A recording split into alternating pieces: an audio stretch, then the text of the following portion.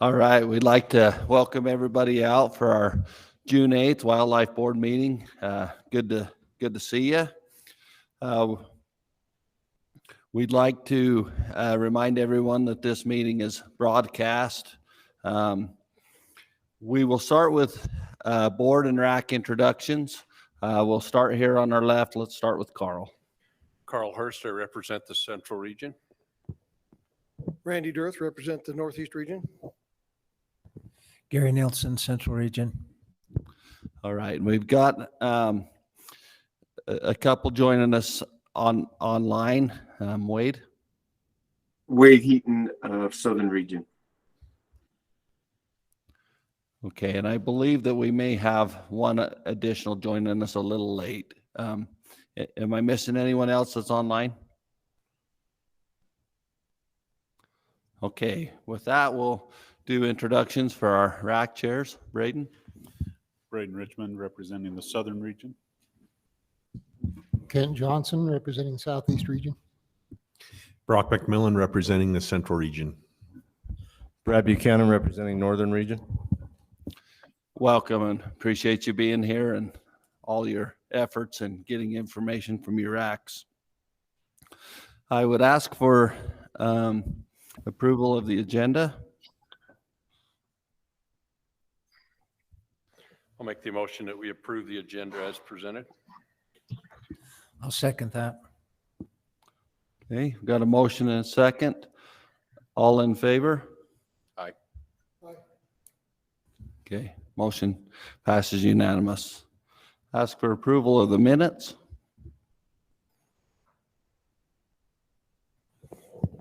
I'll make a motion we approve. I believe it was the May 4th minutes.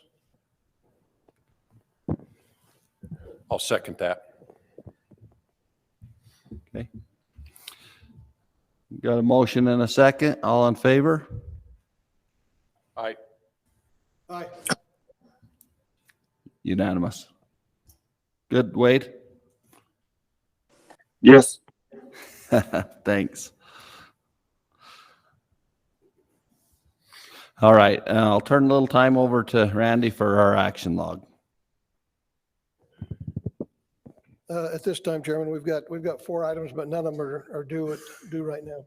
So I think we're good. Okay. Thank you, and thanks for tracking that, Randy. I'll turn the time over to the director for an update.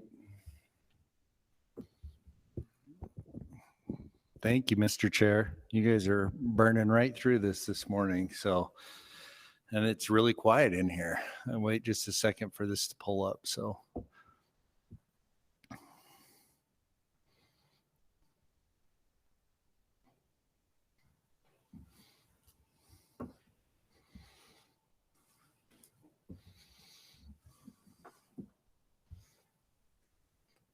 Thank you, Mike. A lot goes into these DWR updates, and just every time we have a board meeting, it reminds me of how much I appreciate the staff at DWR and the amazing work that they do. And they keep us on our toes, that's for sure, and make us look good. You put a picture like that, how does that not speak to what we do? So anyway, as far as my update today, I'm going to try to keep this relatively short. I'm not going to share any videos or have a good learning moment. We'll just go through some of our section stuff. From our administrative services section, the big game draw was completed successfully. One thing we did do this year, we discussed internally and we sent emails out first. That was a change, and the reason we decided to do so is it takes a few days to hit credit cards, and as soon as credit cards start getting hit, our offices start getting calls with people that want to know their results, and it gets dicey on us trying to give them those over the phone. So we decided to send out emails, and that way you knew a couple days in advance unless you were monitoring your credit card. But kudos to everyone to make sure that went flawlessly. So the antlerless application period opened yesterday and it ends on June 22nd and results by July 7th. The application period for sage grouse, greater sage grouse, sandhill crane, sharp-tailed grouse, and swan will be the 5th to the 19th of July. We've also put a lot of work into, when I say we, our administrative services section into our app and updating a bunch of things that we've been hearing from the public that they want to see. And so you're going to be able to download essentially all your certificates into there. We also have an e-tagging option that we have out. We sent that out to all general season turkey hunters. We were pushing really hard to get that out as soon as possible. And I think it went out on like the last day of the general season turkey hunt as just a test option for e-tagging in the future. So a lot of great work. I was trying to be the first one to tag a turkey with our test version, and I would have had to tag my decoy. So it didn't work out very well, but on our aquatic section, free fishing day is this coming Saturday, June 10th.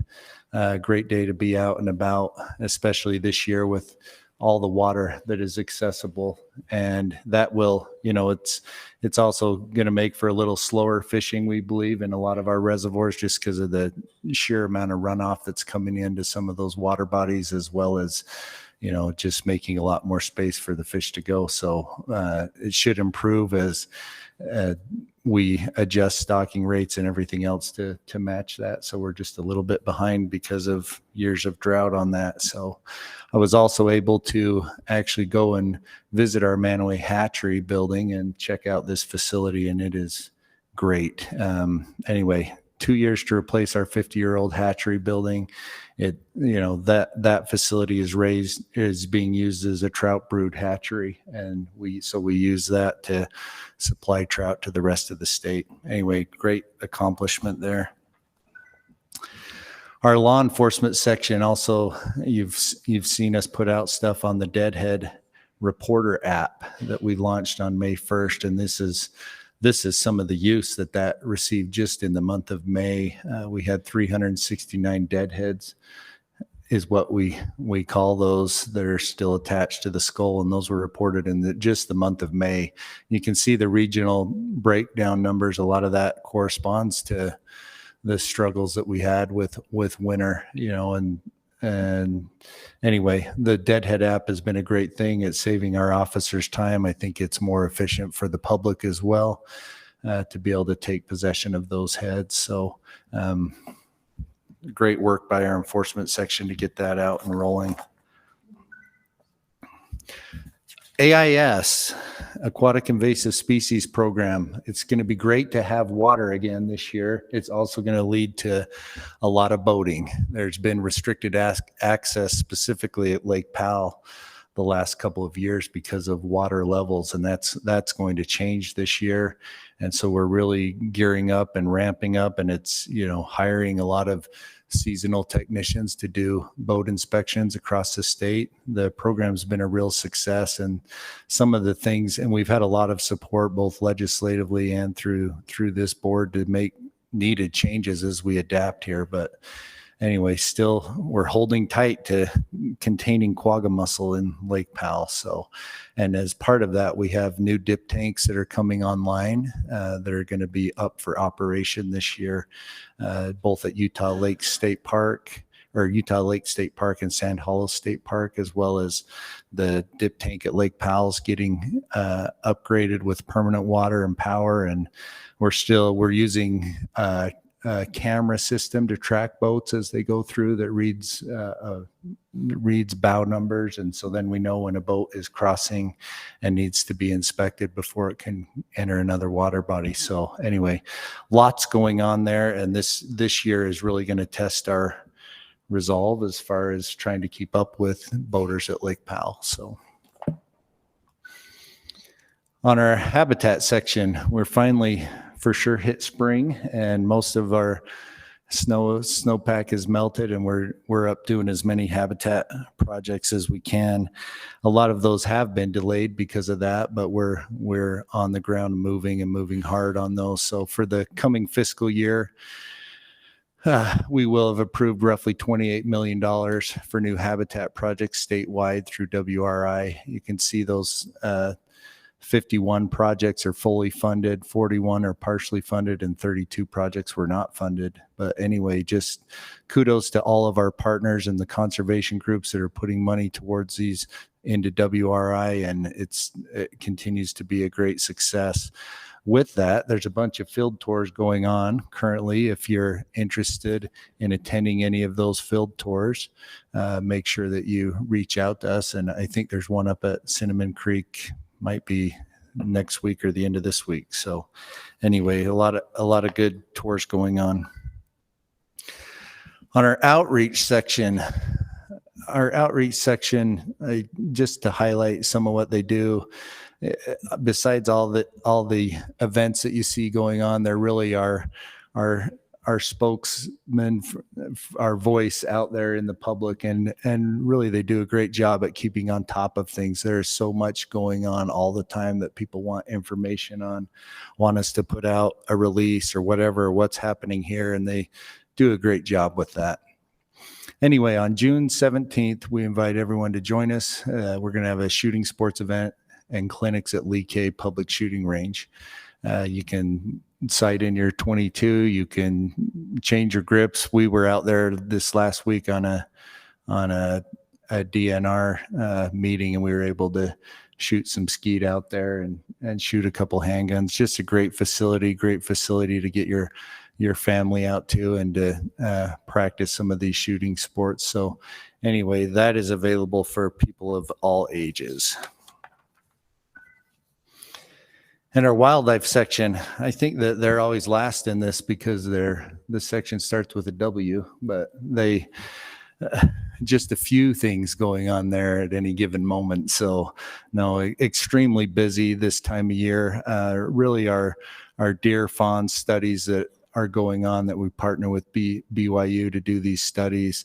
They're in full swing, and we have our employees out and about helping with that and assisting. And, the data that we're collecting is invaluable to making the correct choices moving forward. And we appreciate the partnerships and everyone that helps in those. And there's been multiple emails go out that if you're interested in helping, you can for sure be used out there on the ground. Our sage grouse counts have been completed and numbers are being finalized. Overall, the counts are a little lower than last year. Most of that we believe is just due to inaccessible leks or leks that were buried in snow, so birds were finding other places to go. Some of the leks, the ones that we could count as normal, we did have some numbers that were higher. So anyway, we'll have some final numbers on that here shortly.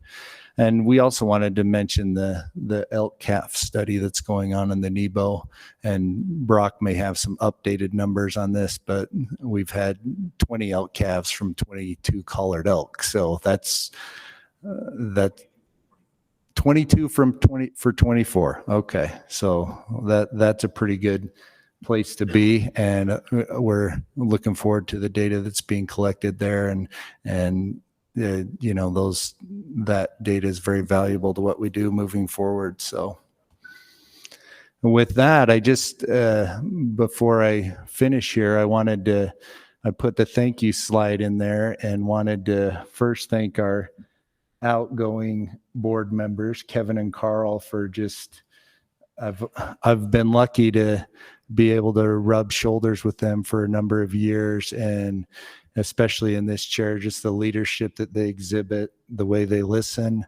And I mean, I just think they're a great testament to this process, and the care factor is really there with both of these individuals. And it's truly been an amazing ride, and they've done great things. And we need to figure out ways to keep them involved in wildlife in Utah for sure, because they're a great voice for what we do. And we will officially thank them at our DWR Awards banquet in August, but we for sure wanted to mention that today.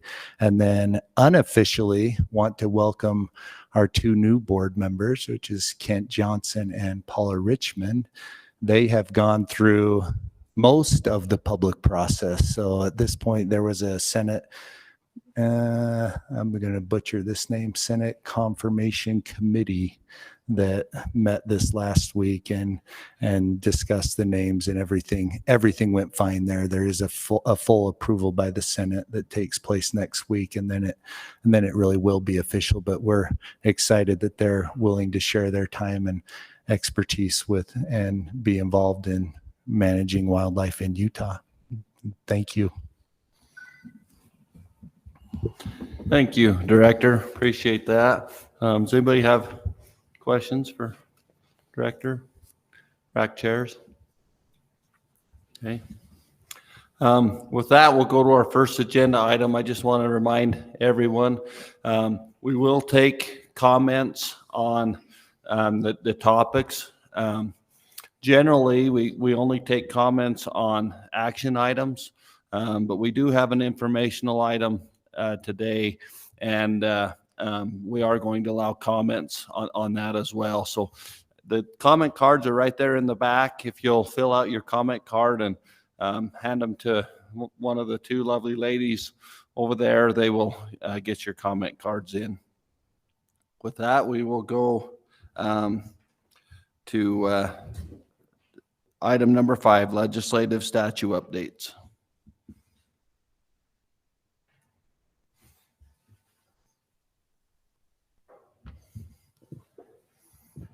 Good morning. My name is Kyle Maynard. I'm the Assistant Attorney General for Division of Wildlife. So 2023 legislative update. So why am I talking about, can you hear me all right? Sure. Okay. If I'm talking too soft, Carl, do me a favor and throw Randy's water bottle at me. So why am I talking about legislative updates, something that ended months ago? So when the legislature passes a statute in Title 23 that impacts our rules, the division has to change the rule. The statute serves as the framework, and our rules have to operate within that. Not only does code require us to change our rules, but also if the rule isn't changed, the code actually is enforced over top of that. So we need to, for ease of administration and for the public to see our rules and for those to make sense, we need to have those all align with what's in code. So with that, honestly, I don't know how to work this. There we go. So there's 5 main updates from a pretty busy legislative session. First is House Bill 447, which was translocations and transplant of wildlife. This impacted big game animals, turkeys, wolves, and sensitive species, and basically created a framework for board approval for mitigation plans and transplant of wildlife and how it might impact landowners. Next is House Bill 469, which is wildlife amendments. And this had 3 big subject areas. First was trail cameras, where the legislature went further than it did the year prior, further defined or kind of stayed with the same definition despite input on what trail cameras means, which tells us this is what they want, and also outlined where trail cameras may or may not be used. Next is cougars, and the legislature created a year-round season from January 1st to December 31st for the take of cougars, and also broadened the definitions of take and changed the permit requirements for hunting cougar. And then last in 469 is our cooperative wildlife management unit changes. The legislature created acreage minimums for receiving big game permits, and also created a season extension, which has an acreage requirement. And then last is the hunter mentoring program under House Bill 237, which was already in rule, and now the statute just reflects what's in rule and made one small addition for a scenario where the mentor may pass away, and a mechanism for the minor to still participate in that hunt. So more specifically with the translocation plans and transplant of wildlife, like I said, it outlines the criteria for these plans and how they're created. and what we need to address when dealing with moving wildlife and impacts to the landowners. The rule revision itself is actually pretty minor. The only area we seem to really address translocations of wildlife is in our turkey depredation plan. And that rule, we added a board approved, in the rule it says mitigation plan, it needs to say management plan. And between the depredation rule, which the board has already approved, and the existing management plan, the criteria needed in the statute is covered. So that one's a pretty easy red line. Trail cameras, and this is one, we all know we spent a lot of time on last year. So trail cameras are still really clearly defined in the statute. The legislature went further this year and actually outlined how trail cameras needed to be regulated. They said that from July 31st through December 31st that we couldn't have trail cameras on public lands. And in that same time period, a trail camera couldn't be used to take big game on public land.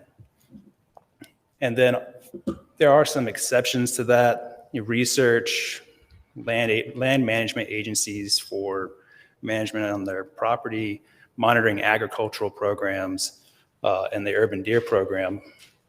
The other change that was made is internal storage trail cameras are permitted for the take of wildlife on private property. And that was a big shift from our rule. And so what we did is we removed the trail camera language from our rules and replaced it with a person may not use a trail camera as prohibited in 2313-18, which is the statute. So this impacts 3 rules. It's our R6575, our big game rule, 10, which is cougars, and 33, which is bear. And really, reason cougar and bear are in there is just because we had referenced the language for trail cameras in those rules, the same as they were in R6575. For cougars, this was a pretty big change. The legislature created the year-long season. You can now hunt a cougar with just the purchase of a hunting or combination license. And they broadened take to include trapping so long as a person complies with Utah trapping laws and regulations. So the rule change requires the removal of any language regarding permits, season dates, and hunt units. Modified the language to allow trapping in R65711. And we had to remove any language for permits in our fees and refunds section, as well as drawing applications. So going back to my first comment as well, is this is a framework that we have to work within. This is a reset, and we are updating our rule to comply with that. And from here, the division will watch the hunt season, watch the surveys and take of cougars, and we'll make adjustments within this framework moving forward. Finally, for House Bill 469 is the Cooperative Wildlife Management Unit changes. So this change requires for a big game permit, a minimum of 320 acres per permit to receive a big game permit. The next change was for season extension. And we copied that language into rule to state that a CWMU has to have less than 1 buck deer permit per every 640 acres. And with that, they can either choose the September 1st to October 31st hunt date or the September 11th to November 10th hunt date. If you provide 1 buck deer permit per every 640 acres or more, then you just hunt for the September 1st to October 31st date. So we just copied that language into our CWMU rule, and that's in the red line that was in the packet. And finally, the hunter mentoring program. So like I said, the rule actually already exists and pretty much mirrors what's in the new statutory section 2319 and 50.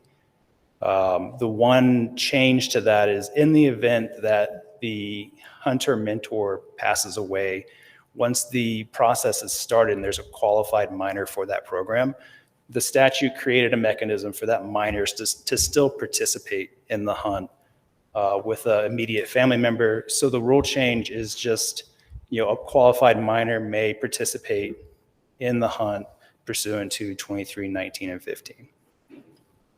So with that, that's my legislative update, and I can take any questions.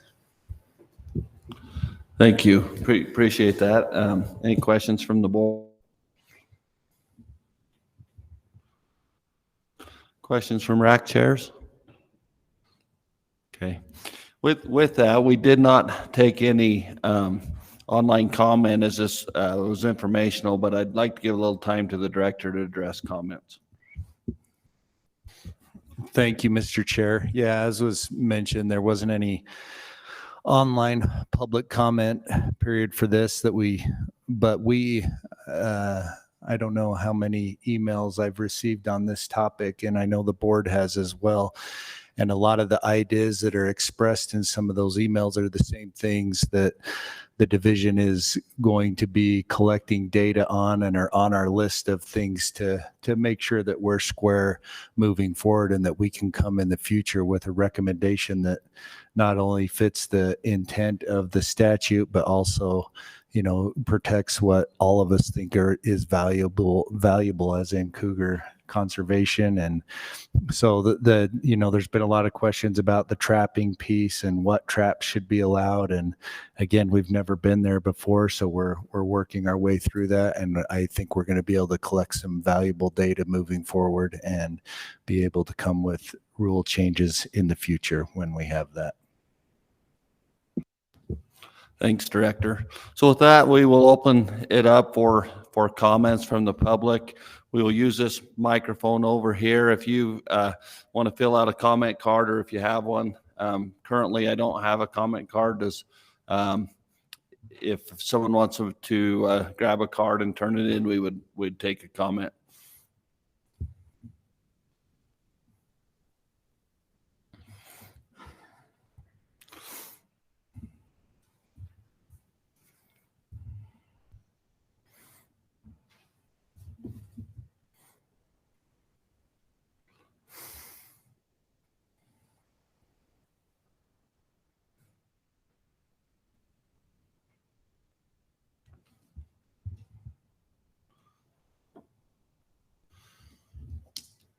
All right, we will start with Cody Bassett. I can see an additional one being filled out. We will, please come up and state your name. Cody. Can you hear me? Okay. My name's Cody Bassett. I'm representing the Utah Trappers Association. Just some comments that we have on these recent rule changes to consider.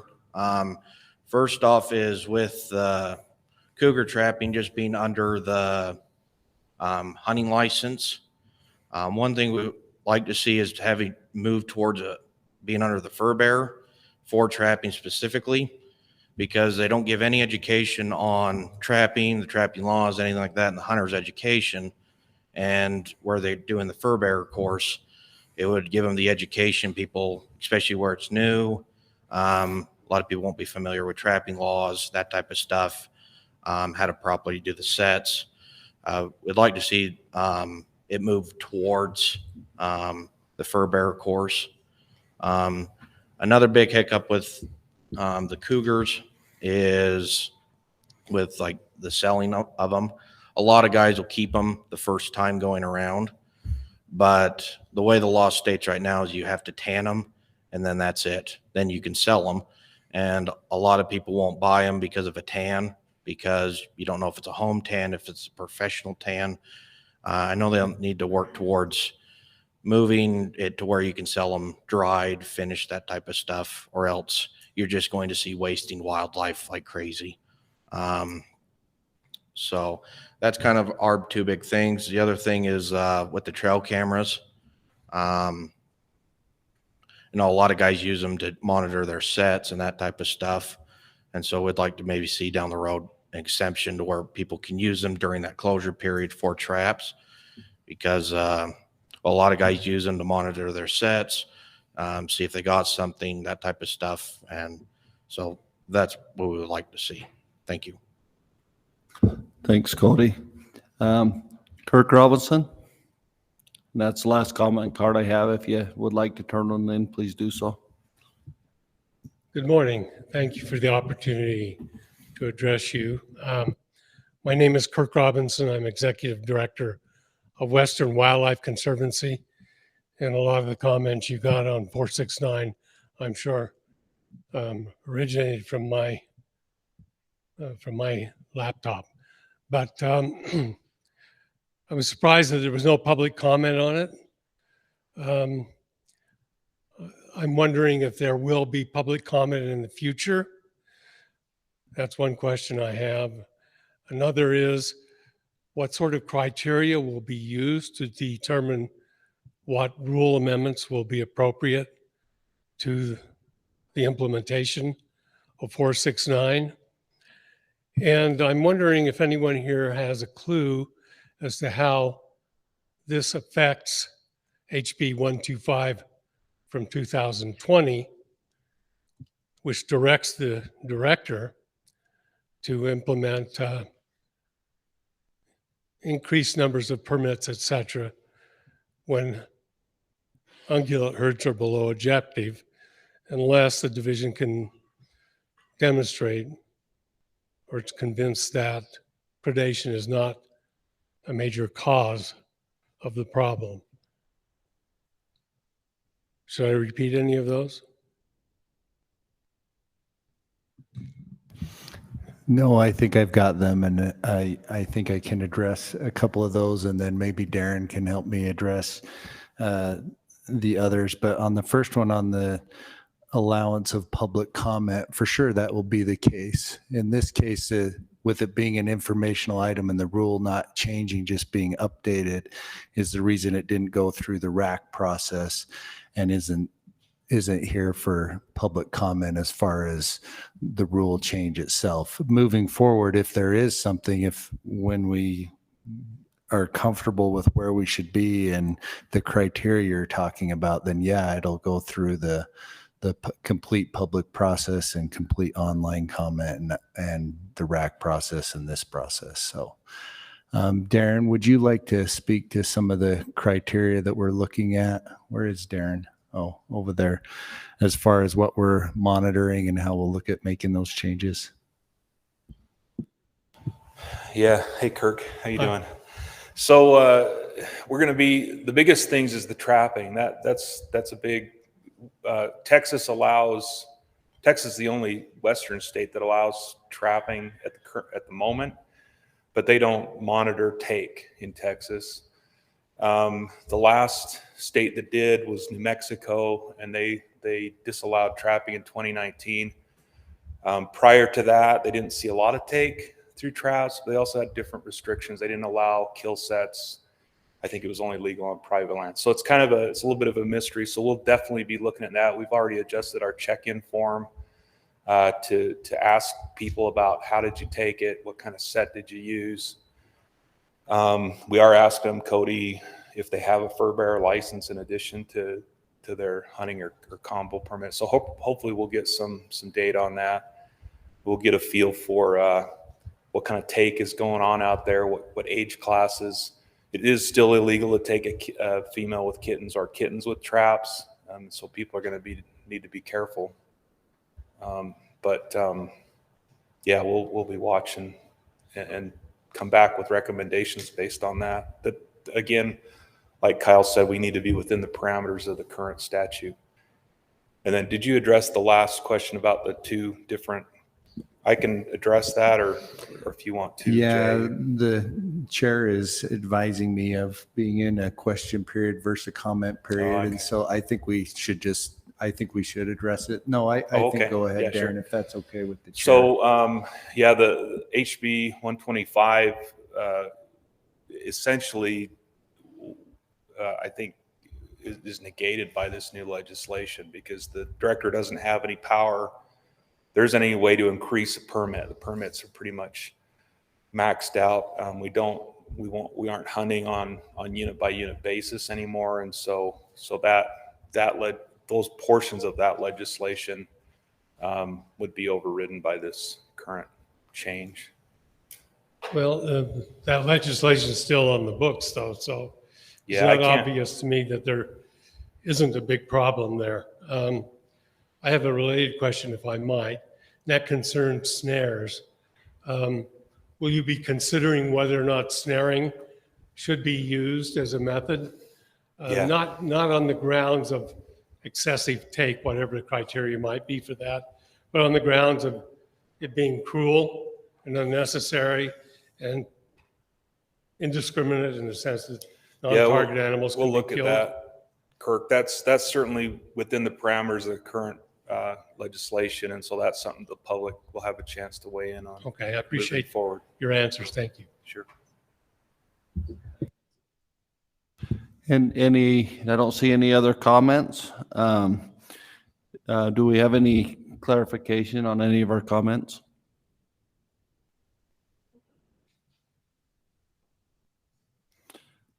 All right, and we did not, this was an informational item. So we did not take any RAC comments. And so with that, I'll open it up for board discussion.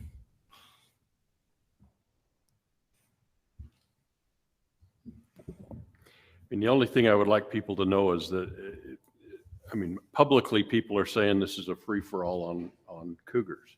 There are still a ton of rules you have to follow involved in cougars. It just extends some seasons and that. So I just ask people to be careful. It's not a free-for-all. There's still lots and lots of rules that need to be followed. There's some additional ones that may be coming, but if you took this bill as just a free-for-all to do what you want, you're going to get in trouble. So there's still a bunch of rules that you need to follow on cougars.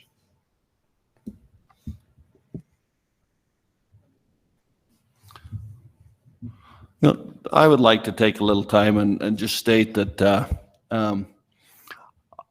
I've said this several times, but I'm super grateful for the process that we have in Utah with the Wildlife Board and the RACs to be able to take public input. I think it's the best in the state, or best in the West of any state. I think it's an incredible process, but that is given to us through the legislature. They grant us that power.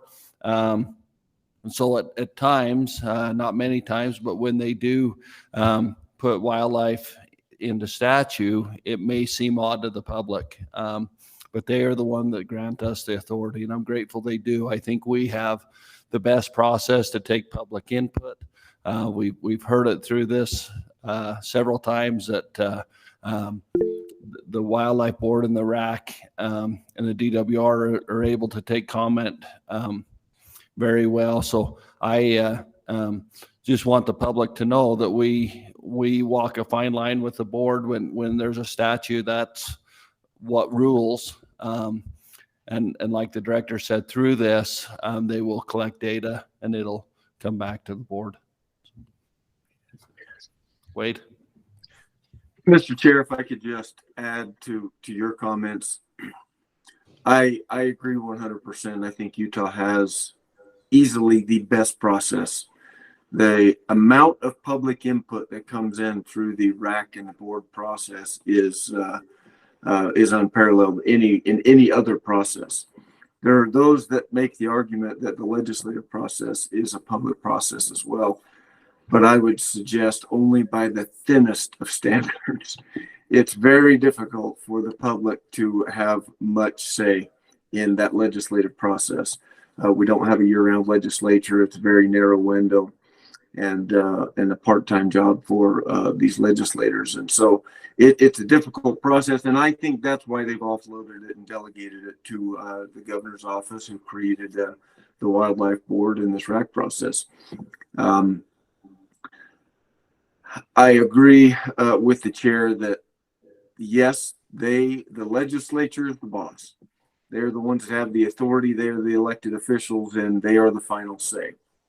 Having said that, I want to go on the record to say that I think having 108 folks, that the majority of them are fairly unknowledgeable about wildlife and wildlife management, having them make decisions on wildlife is not the best option.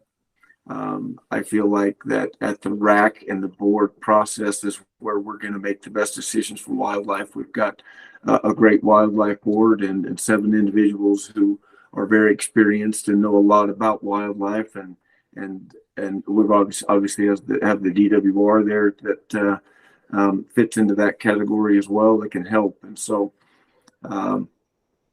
while yes, we will do what is needed when the legislature chimes in, I would just ask them that they use the process that they've delegated, and that they not take matters into their own hands and try to delegate or manage wildlife through legislation. That if they've got concerns and would like things to be changed, that they come to us and go through the process that's been established.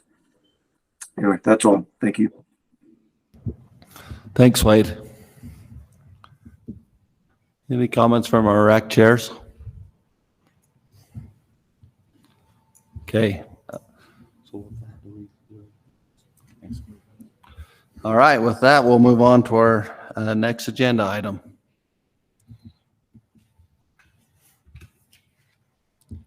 Agenda item 6.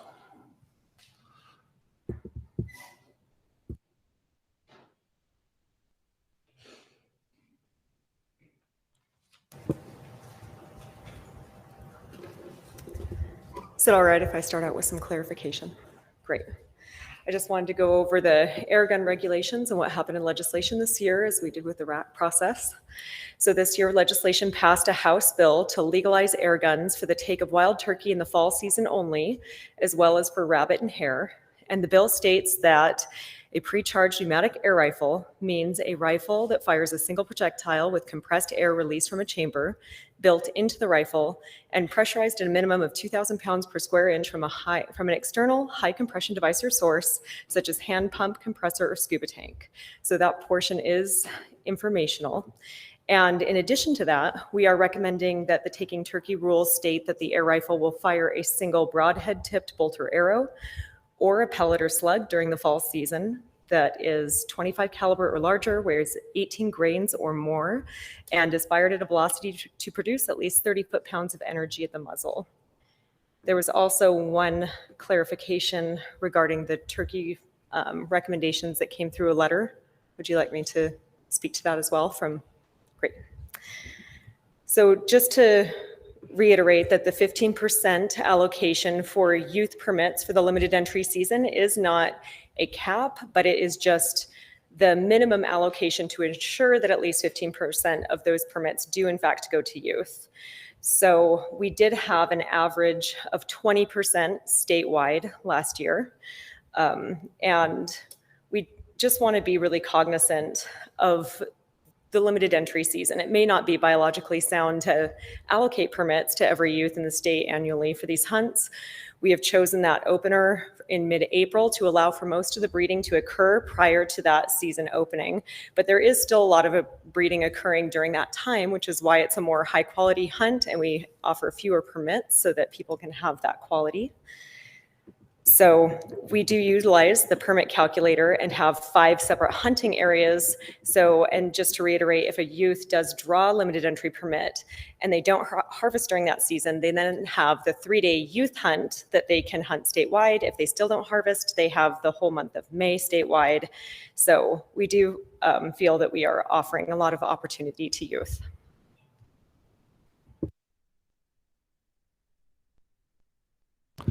All right, thank you for that update. Any questions from the board?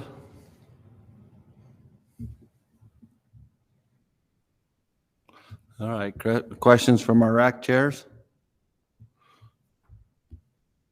Okay, we are running through things pretty fast. How about online public comment?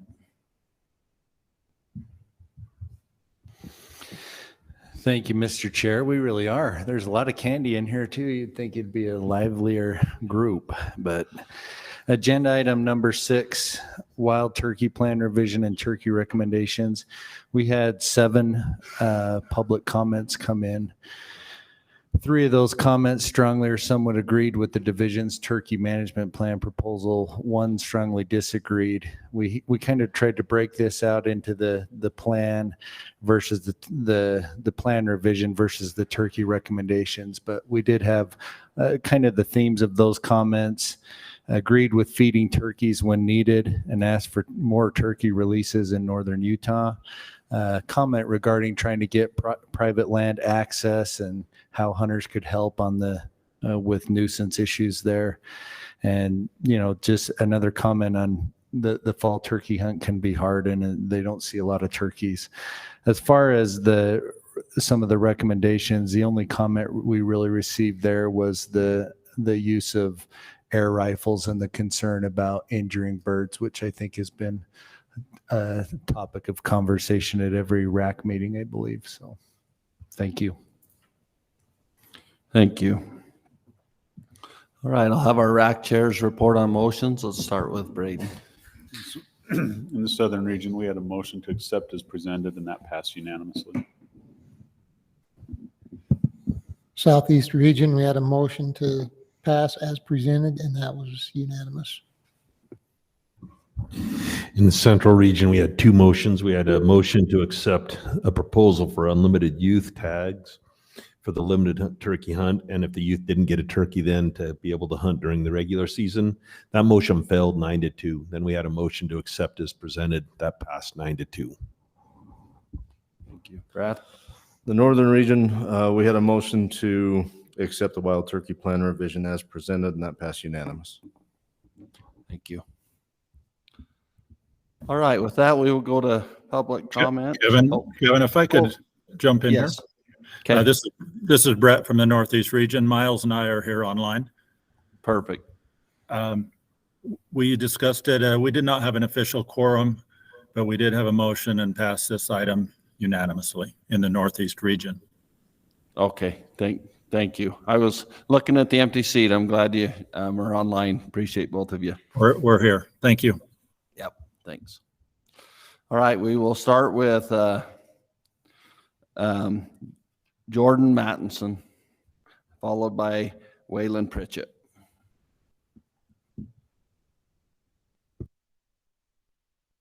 Hi, I'm Jordan Mattinson. I've been hunting turkeys for 18 plus years.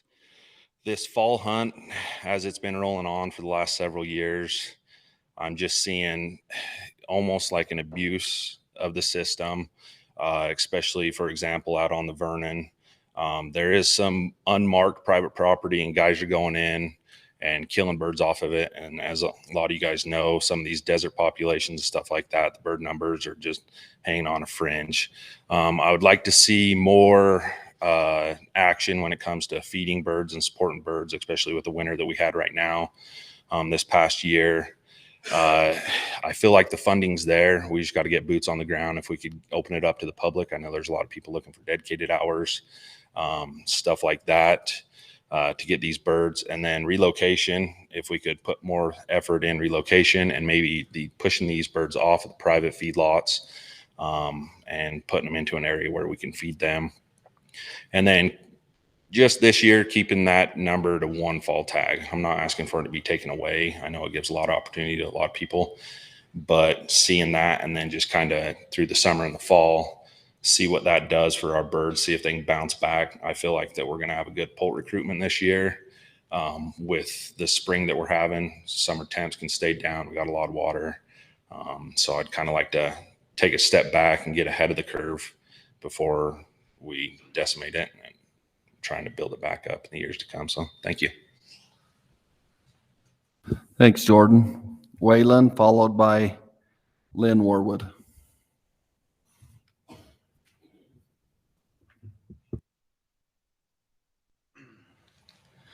Waylon Pritchett. I oppose the action to change fall permits to the 2 unbearded and 1 either sex. After several years of severe drought impacting poult production and this record-breaking winter, resulting in an unknown amount of winter kill, our population is on the decline. To my knowledge, there was very little emergency supplemental feeding or holdover feeding that took place despite the severity of the winter. I also believe an increase in these efforts could serve as a possible aid in the solution to help on depredation. Changing the permits to focus on harvesting more hens will result in a drastic decrease in turkey populations that are wintering on private lands during the winter and returning to public and state lands in the spring to be hunted by the general sportsman. It has taken several decades of continuous conservation work to get turkey populations to where they are at now in the state of Utah. But because they are upland game, we can lose them to environmental factors that we cannot control a lot faster than it took to get them here. In my opinion, the spring turkey hunt is one of the best options to get youth and new hunters introduced to hunting. And if turkey populations to continue to decrease, that will result in making hunting more difficult and more harder, resulting in hunters getting discouraged and not continue to participate, which will negatively impact Utah's hunting heritage and future. Thank you. Thanks, Waylon. Lynn? I recognize Lynn from a previous turkey plant, so he's been doing this for a long time. A little while. Good morning. Lynn Warwood, State Chapter President for the National Wild Turkey Federation. I appreciate the opportunity to address you. As you said, I've been a part of this plan 3 times in the last 30 years. I feel like this year with our turkey committee, we came to a very good agreement on some things that were biologically, and the data was there for some. There is still some data that come in for other proposals that are on there, but biologically our plan is fit. We feel that with the new boundaries for the fall hunt and reducing those areas to the places that are nuisance birds, that we'll be able to help mitigate those nuisance birds along with trapping and everything else. So our board has unanimously chose to support the division in their recommendations for the turkey plan. And we feel like that if the turkey committee has to meet again to do some changes in the future when the data gets there biologically, that we'll be able to meet and change those recommendations. So thank you for your time. Thanks, Lynn. All right, with that, I'd like to invite Heather up for any clarification on any of the comments. Perfect. Thank you so much. Definitely the fall management harvest has been a big topic of debate, and I'm sure everybody here has probably seen this throughout all the RACs. So there are several mechanisms in place in the new plan that we do feel are biologically sound and that will be targeted to rectify the issue. So first of all, there are 2 objectives to this fall management harvest. First being to alleviate or assuage those damages that people are receiving from turkeys, and secondly, to remove those offending animals. Those are our main objectives. A great secondary objective is that we do want to offer opportunity to the sportsmen to remove those turkeys rather than the Division of Wildlife or some other entity doing that. So that being the case, we also discussed the need for small targeted areas. If we have fall boundaries that are very small and targeted, and we do use a permit calculator to allocate those permits, which feeds into all the same information that, from the spring hunts, from what we're seeing on the ground, we use different coefficients such as survival rates and productivity from the previous year, all these things to ensure that we are being biologically sound, but with that main objective being to reduce populations on those private properties where they are causing depredation nuisance issues, we need to decrease the population by taking hens. This is why we went with 2 beardless permits and then the 1 either sex. The reason also that we went back to 3 permits versus 1 permit is, first, the data did show that people were taking the majority of males. They were definitely targeting bearded birds. And again, that's the opposite of what we want to do or what our objectives are for this hunt. Secondly, our landowners, we really need to build that tolerance and have as many tools available as possible to alleviate these issues. So with our landowners last year, when we did scale back to the 1 permit, we noticed that people were complaining that they didn't have enough people to give their vouchers to who they knew and trusted because of running livestock or having equipment on their property or other things. So for those reasons, they couldn't find people to fill their vouchers because vouchers at the time counted towards the allocation of permits people were allowed to hold in the fall. And then if they already purchased a fall permit, those family members for those landowners were no longer able to hunt. So that was an issue. Also, it's a lot easier for landowners to deal with fewer people to rectify the situation. So if fewer people are out there hunting with 3 permits, it's much easier for them to find that number of people. We also had a lot of data that we presented at the northern region that we can definitely go over again, just to explain that, you know, the number of people that just had 1 permit, a lot of them either didn't shoot a bird or didn't hunt. And I think last year that was about a 75% rate for some of the regions. So yeah, we had 75 for the 2021, and then people with 3 permits, 50% of them didn't hunt or didn't get a bird. So we're just cognizant, we can go through the other years if you'd like, but we just know that it's shown that we want that hunting pressure to be able to assuage those damage and nuisance issues. And we want people to actually take the offending birds, and we want to actually decrease those populations in small targeted areas so that we can rectify this problem and build tolerance so we can grow turkeys in other parts of the state and continue being successful. Thanks, Heather. Appreciate it. With that, I'll summarize the RAC motions. The northern region, southern region, and southeast region all passed unanimous. The central region passed 9-2, and the northeast region did not have a quorum, but they also passed this. So with that, I'll open it up for board discussion.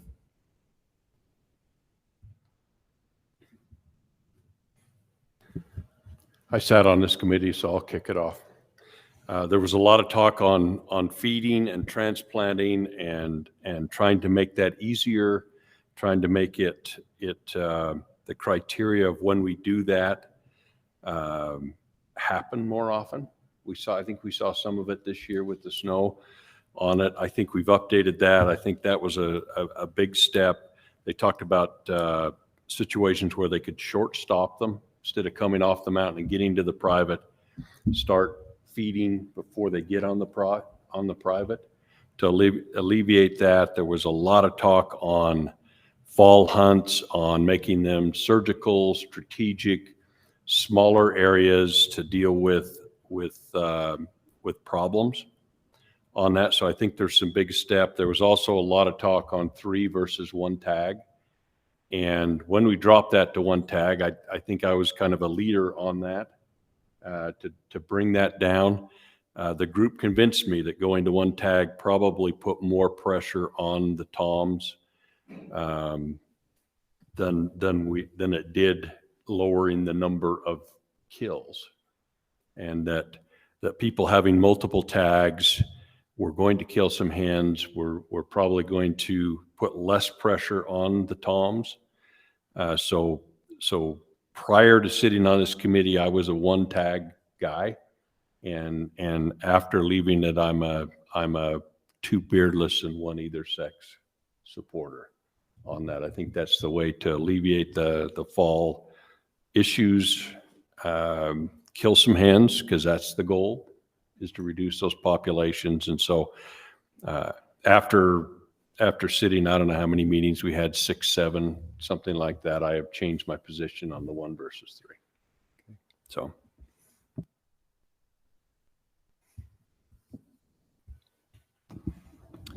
You said that 75% didn't even hunt that had the permits? Either didn't hunt or didn't get a bird. Okay. Mm-hmm. I appreciate all the work that's been done on the committee on this one, and I do support it. I'm sensitive to Wayne's reason for disagreeing with it. I think I'm in the camp.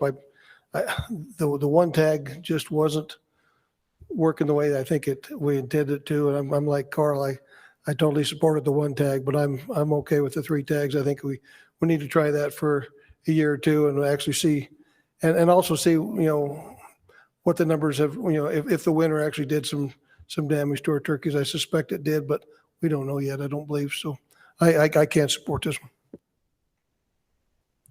I would like to just give a little insight from in July. Randy and I had the opportunity to go to, and Jay and several staff, but the opportunity to go to Wafwa in Oklahoma. And as we went on a field tour, one of the things that they brought up is in the West, they are having a huge reduction in turkey and all upland game populations. But they believe it's from disease. And so they've seen their populations really crash.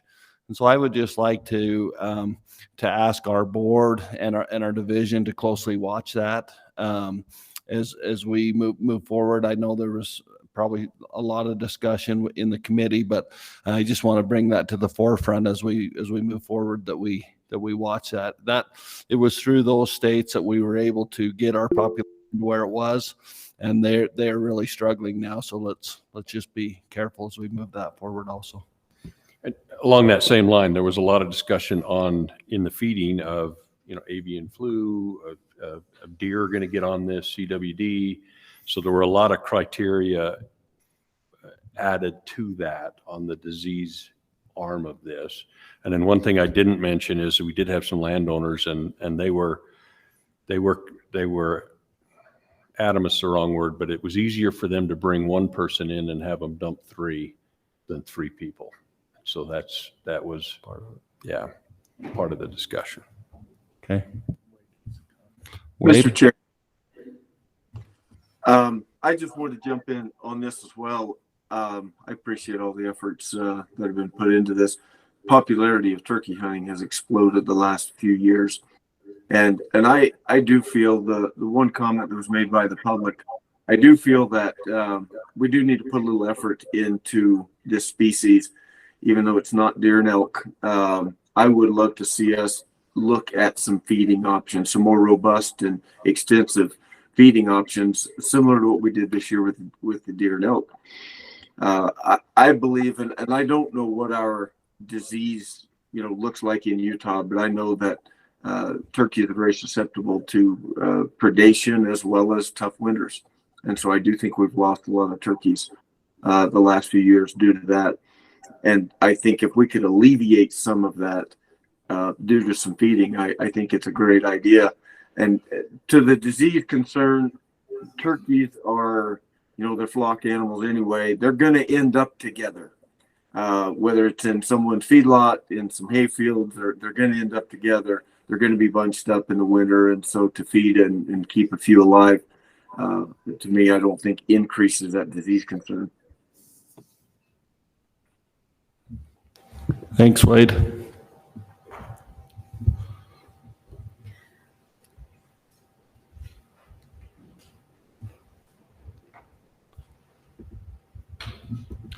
All right, we ready for a motion? I'll make a motion that we approve the wild turkey plan revision and recommendations as presented. I'll second that. Okay, we got a motion by Randy to accept as presented, seconded by Gary. Any questions? All right, well, I'll call for individual votes. Let's start with Carl. Yes. Yes. Yes. Yes. Wade. Motion passes unanimous. All right, with that, we will go to agenda item number 7, upland game recommendations. Excellent, thank you. So we already discussed the air gun minimum requirements, and again, that would just be for rabbit and hare, since they've already, we really liked that the legislature allowed these for species and hunts that are already approved for a single projectile weapon. So just to mention the sharp-tailed grouse, the letter that was sent in regarding all youth having a permit for sharp-tailed grouse as well. We're just very cognizant of their population declines due to farming practices, use of pesticides, less wheat production, climatic conditions, things like that. And they were petitioned to be listed in the 90s, but found not warranted in 2006. So we still do use a two-bird calculator like we do with two-bird permits via a permit calculator like we do with sage grouse. So we're just cognizant that we do have really low populations of sharp-tailed grouse in Utah, and we're doing everything that we can to help those populations rebound, but we don't feel that every youth having a 2-bird permit would be biologically sound. All right, thanks, Heather. Any questions from the board?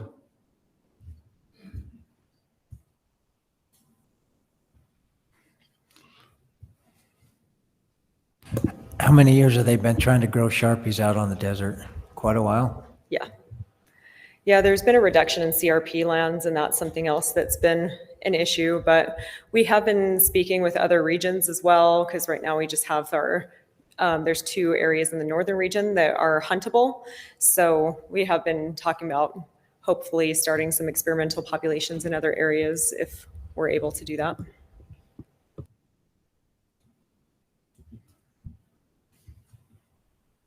All right, questions from the RAC chairs?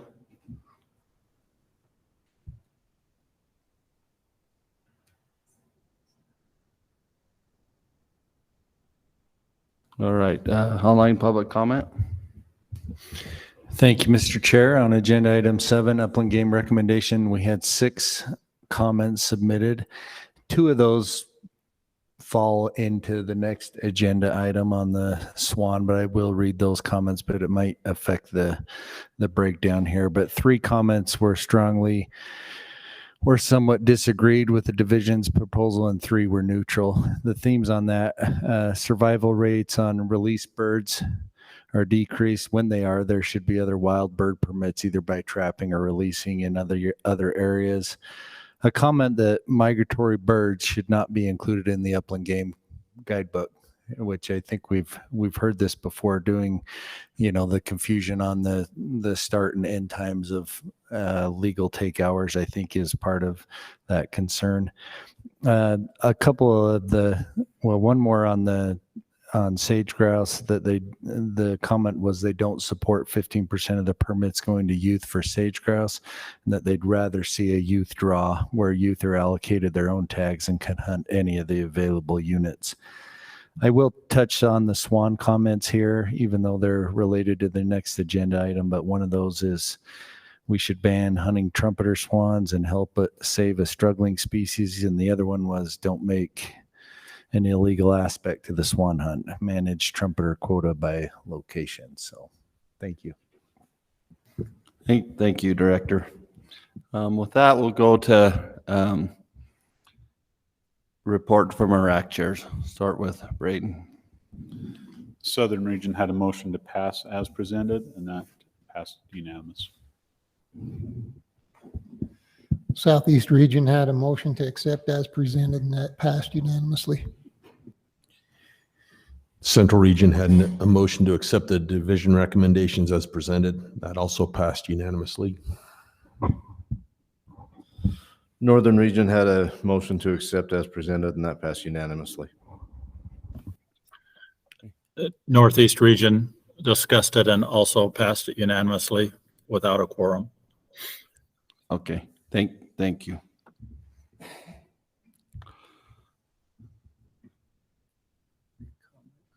Okay, and I'm not seeing any comment cards.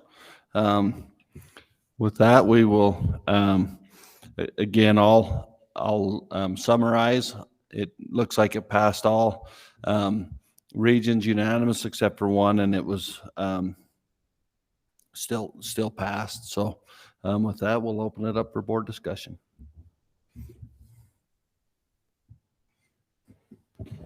I guess the only comment I'd like to make is it kind of feels like we're kind of brushing over the youth on these and all the conversations, but that couldn't be further from the truth. We all recognize that. We all would love to have everybody have the hunt and the tag the year they want it, and every year if they want it. We'd all love to do that. We just have a limited resource.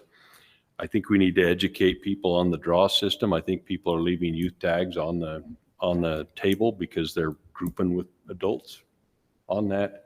And so I don't want people to think we're not thinking of the youth. I think we've provided a lot of opportunities. But today just kind of felt like the youth was coming up and we were going past it, and that couldn't be, that's not what we're doing at all. So. I just want to make a comment on the use of air guns. I had to get out and try one to see for myself what they're like. And the one I actually used was a 30 caliber, and those things, they're not the old air gun that I had when I was a kid. These things are wickedly dangerous. Well, I mean, they are very accurate. I mean, extremely accurate, and they are very deadly. So I don't have a problem with that any longer. That's for sure. I've got a question for the division. You know, we have the mentor program that with the big game licenses. Is that an option with the few permits that we have, licenses that we have that are not big game? Can they use that program now with like an upland game permit and mentor a youth if they drew? How does that work? So that would require a rule change, but we have been speaking internally about different mentorship programs, and we've also, so I have reached out to the outreach section, and we are discussing different options. It's still in the really preliminary stage. We haven't cleared anything with leadership yet, still just trying to figure out how to make things work. I really like the idea of focusing a mentorship program with permits or for species that don't require a draw permit. I think that would be really great. Also, the way that we could, sorry, Lindy. I lost my train of thought. I'm sorry. But yeah, we have been discussing those kinds of opportunities, and I just wanted everyone to be cognizant as well. This hasn't come up at the board, excuse me for my train of thought, but this, we always want a lot of youth opportunity. Lindy has sent me some information as well as our outreach section about all the youth opportunity that we do provide every year. The other thing with that is also recognizing that R3 itself, the important people to get into those mentorship programs are millennials or adults that have children or college students, because it's been proven through different studies regarding R3 that those are the people that have the resources in order to continue to go hunting. So if we do a lot of these one-day youth events, they're wonderful and we continue to do them, but that's not necessarily creating recruitment or retention. So we really want to be cognizant to get those adults out there who will then teach their kids to hunt. Hi, Lindy. Hi, I just want to clarify, we actually do allow them to do the mentor program, except for swan, because it's a federally regulated bird. So we actually do for upland game, for those turkey, and those ones the mentor program already allows that in rule to happen. And it does allow it for like sharp-tailed grouse. That's why I'm pulling up my rule. I believe grouse is I think it was just swan that was excluded, right, okay. Director? I'm pulling up the rule. It's just I'm going to keep my mic up and say yes. Yeah, my service all of a sudden decided to fail on me. That's why I sheepishly asked the question, because I should have known too, but I wasn't certain. So give me 2 seconds, like it's like frozen. Okay. I'll Yeah, and I knew that was open for turkey. Sorry, I didn't know whether it was available for those other species with draw permits, but thank you for that. And I apologize for everything that happened the last 3 minutes. Yeah, no, you're just fine. Well, Lindy looks that up. I'll open it back up to the board. I actually think as tags become less available with seasonal differences and changes, that having that mentor program within the other programs is probably a great idea, because that would double the chances somebody got a tag and then they could still go hunting and we could still recruit youth. I think that's a good idea. Okay, I have that pulled up. I'm really sorry if you don't mind me interrupting. It says that the permits that are eligible for sharing under the Hunter Mentor Program include all big game and antlerless permits, as well as black bear, cougar, turkey, greater sage grouse, sharp-tailed grouse, and the only ones that are not eligible are swan and sandhill crane. Thanks. Okay, thank you.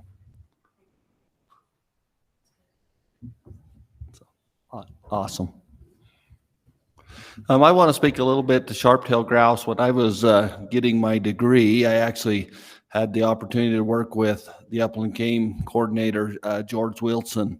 And in northern Utah, we went and there wasn't a lot of data on sharp-tailed grouse. And we went out in the CRP fields, rode horseback, and took on the effort to count the grouse. And that's when the first hunt started in Utah, was through those efforts. And they are an amazing bird. They are absolutely incredible.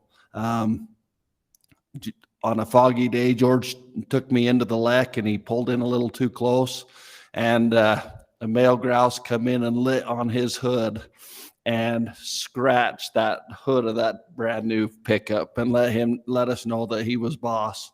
And it was just cool. They're incredible birds. So I'm glad we're continuing these efforts. I hope that we can help these birds continue to thrive and expand. So with that, anything else?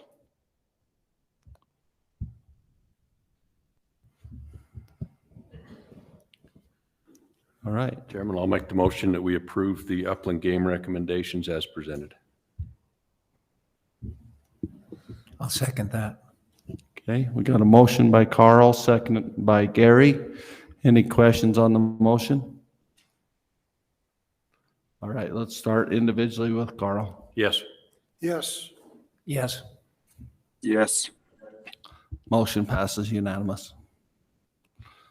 All right, with that, we'll go to agenda item number 8.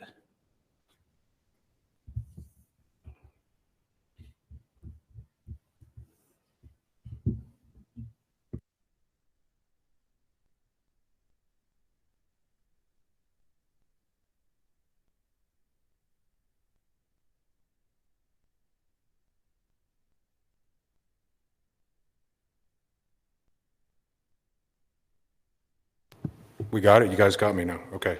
I've got a short presentation I'd like to give if the board would permit me. I have to use Heather's computer because mine is from 1972. So just let me provide a little background information. I know most of you probably had the opportunity to watch my previous recommendation that was provided, but for those that didn't, I just want to provide a little background information. As most of you know, our swan regulations changed in 2019. We expanded our hunt area in Box Elder County, and we were able to offer more tags. The tags went from 2,000 to 2,750, and our quota for trumpeter swan incidental take went from 10 to 20.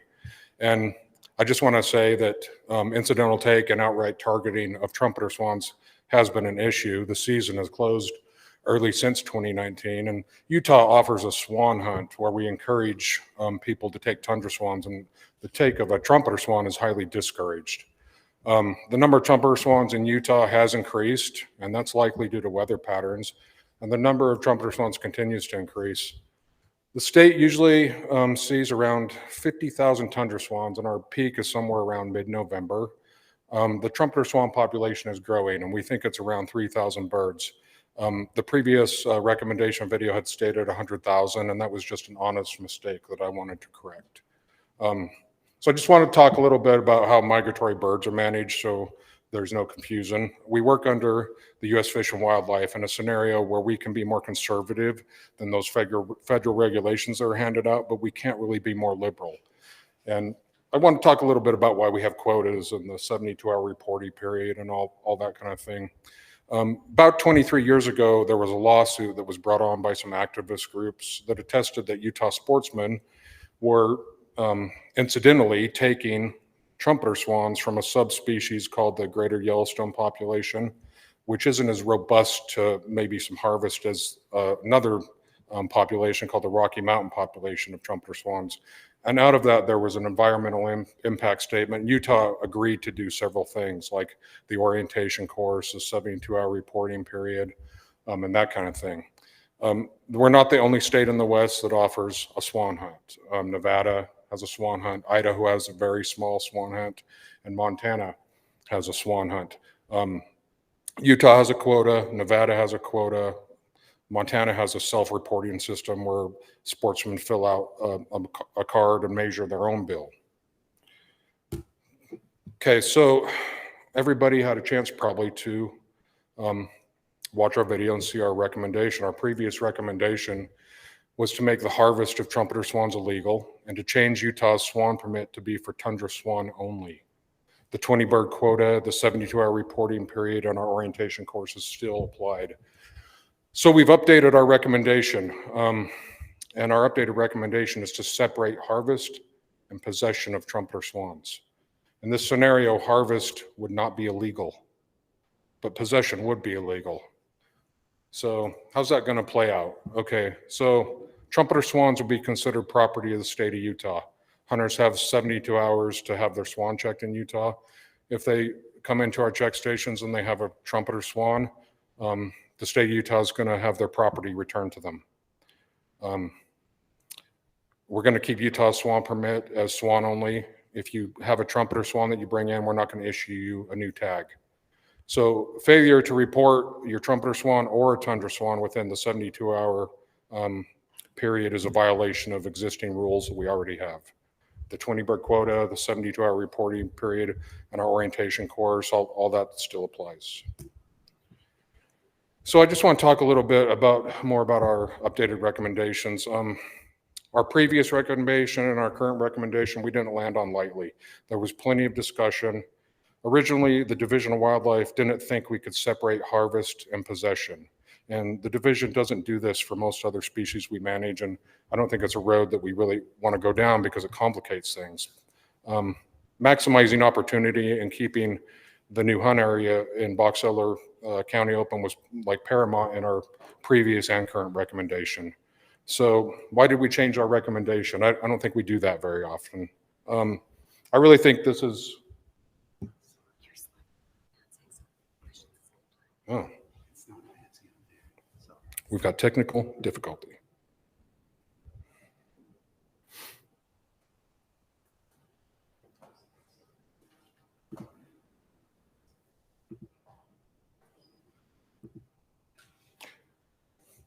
You can put it up and advance it off your computer if you want. Okay, so hopefully this will keep working. So, okay, why did we change our recommendation? We don't do that very often. I feel like this is our public process at work. I had opportunity to go around to the 5 regional advisory councils, and the majority of feedback that we received did not support making harvest illegal, but it did support making possession illegal. And also, the Division of Wildlife didn't know we could do this. We had to review our codes and rules, and there was much discussion. And the division can accommodate these recommendations from Utah's RACs and the majority of public comment. So I just want to talk a little bit about why we didn't just revert to the pre-existing 2019 boundary. That's something I've been hearing a lot about that we should do. And I guess the division doesn't agree with that. And so I've just got a couple slides here. Prior to 2019, most of swan harvest occurred at the Bear River Refuge. 34% occurred there.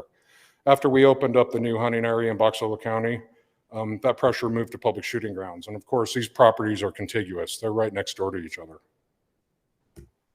So on the next slide, I've got the refuge and I've got areas in Box Elder County and public shooting grounds up on top. And we've just got the total number of swans that were taken on those various areas and throughout the years. And I'm kind of focusing in on 2019, 2020, 2021, and 2022. All these properties are contiguous. Now down below, we've got the percentage of trumpeter swans that were taken on those properties. And you can see in 2019, about 1% of the birds were taken in public were trumpeters. In 2020, it was around 2%. 2021, it was around 2%. 2022, it was around 2.6%. At the refuge in 2019, it was around 2%. 2020, it was 3.2%. In 2021, it was 8.1%. In some of these other areas in Box Elder County, it was higher. But what this is really telling me as a manager is that these birds are moving across the hunt area. These properties are contiguous with each other. They're moving back and forth between public shooting grounds and the refuge. For those that aren't familiar with these properties, the blue circle is Unit 1A at the Bear River Refuge. You'll have 15 to 20,000 tundra swans there in November. And up on the top there is north. That's public shooting grounds, and that's just 4 miles away. So the goal of our previous and our current recommendation was to prevent the swan season from closing because of trumpeter harvest. Trumpeters are being harvested across the entire hunt area. And we believe closing the new hunt area will just move the pressure back to Bear River Refuge, and we're going to be in the same boat where the season closes early. The whole idea behind our recommendation is to maintain swan hunting opportunity at public shooting grounds. The area is managed by the Division of Wildlife for waterfowl hunting. Over 40% of swan harvest occurred there in 2021 and 2022. And finally, I just want to remind the board, we just have a couple housekeeping items on waterfowl rule changes to consider today. With that, I can take any questions. All right, I'll open it up for questions from the board. Jason, I appreciate this new presentation and all the work you folks have put into this. I guess I got one question. If I take a trumpeter swan, I bring it in, obviously I don't get to keep it. You guys take possession of it. I don't get to hunt anymore, but do I still have to wait the 5-year waiting period before I get a tundra or a swan permit again? So the 5-year waiting period is still on the books. So I've got a question. I appreciate the amended motion and the effort that, you know, says so much that the division does hear our RAC process. We hear all the time that they don't, but they do, and I appreciate that. The question I have is, an individual harvests a trumpeter swan, waits his 72 hours, 71 hours, he comes in and hands a division a bird. What are you going to do with that? How does the division take care of that? What are we going to do with the bird that was given to us? There's been some discussion of that, and you know, there's some food banks and people have kind of poo-pooed that idea. But I mean, there's always trade-offs in these natural resource decisions. And you know, I've talked with some of the law enforcement guys, and they've suggested that maybe we could approach Hogle Zoo or some of these other areas that need to feed eagles and other species like that. So that's some of the ideas that we've talked about that we could do with a bird. There could be taxidermy. There could be places like the Nature Center here that could need a taxidermy. But I mean, what I've learned working in natural resource agencies is there's always a trade-off, and we're going to take possession of a trumpeter swan. We're going to do our best to find something to do with that trumpeter swan.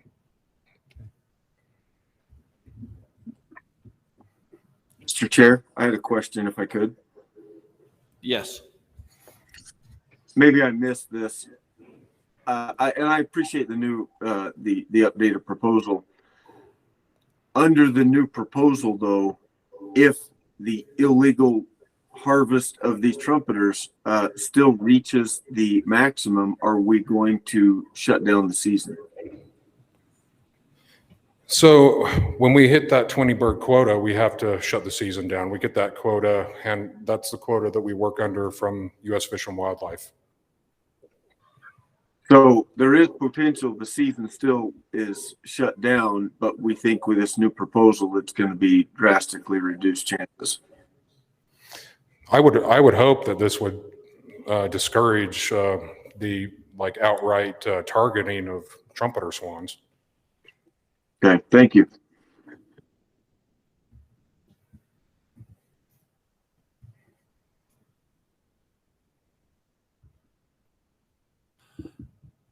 I have a question or a comment.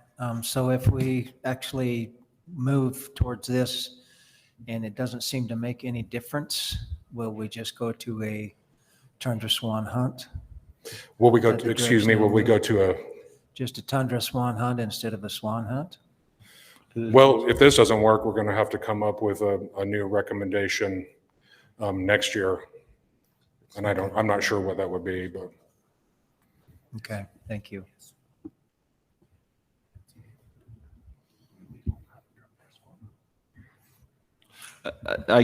Restate your question. Well, we're doing this as an effort to deter targeting. And so, and this was a trade-off because of the input from the RACs. of not making it illegal to kill trumpeter swan, just discourage it.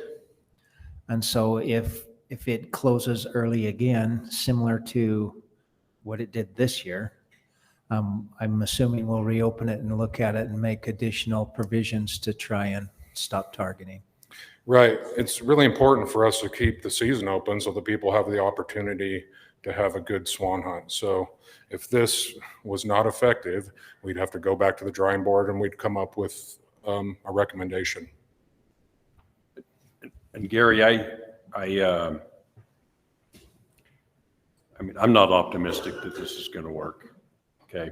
I really am not, but I do recognize kind of the step process that we're in. I mean, I think some decisions that are going to be need to made next year is, do we close public shooting grounds? Do we talk a split quota so that north closes earlier and that south stays open? I mean, we're all hoping that the right or the feather data shows that we're killing this other species or other group than this, and so some changes. If it were me, I'd take the next step this year, but I recognize why that would cause a problem.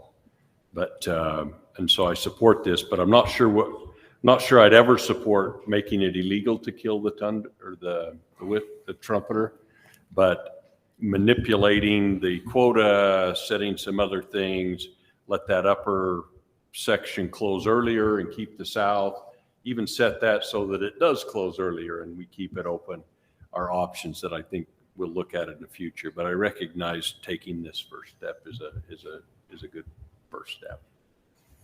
I would like to recognize that we've got Bryce online with us. Thanks for joining. So, do you have any questions, Bryce? I don't think I do at the time. All right. Thank you. Thanks. Any questions from our RAC chairs? All right. With that, we'll have our director summarize online input. Thank you, Mr. Chair. On agenda item number 8, the waterfowl rule and swan hunt recommendations, we had 18 submissions. 6 of those comments strongly or somewhat agreed with the division's proposal. 11 comments strongly or somewhat disagreed, and 1 comment was neutral.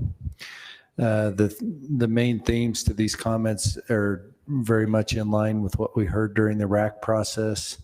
But I will summarize those here. That one was that we haven't given the last rule version enough time to determine positive or negative effects. There were multiple comments that were not supportive of the recommendation to make it illegal to harvest trumpeter swan, and some of the aspects of that were that people think they just won't turn them in. We should close public shooting grounds. We should raise the quota. That making it illegal erodes away hunting rights. Some identification difficulties that we've heard.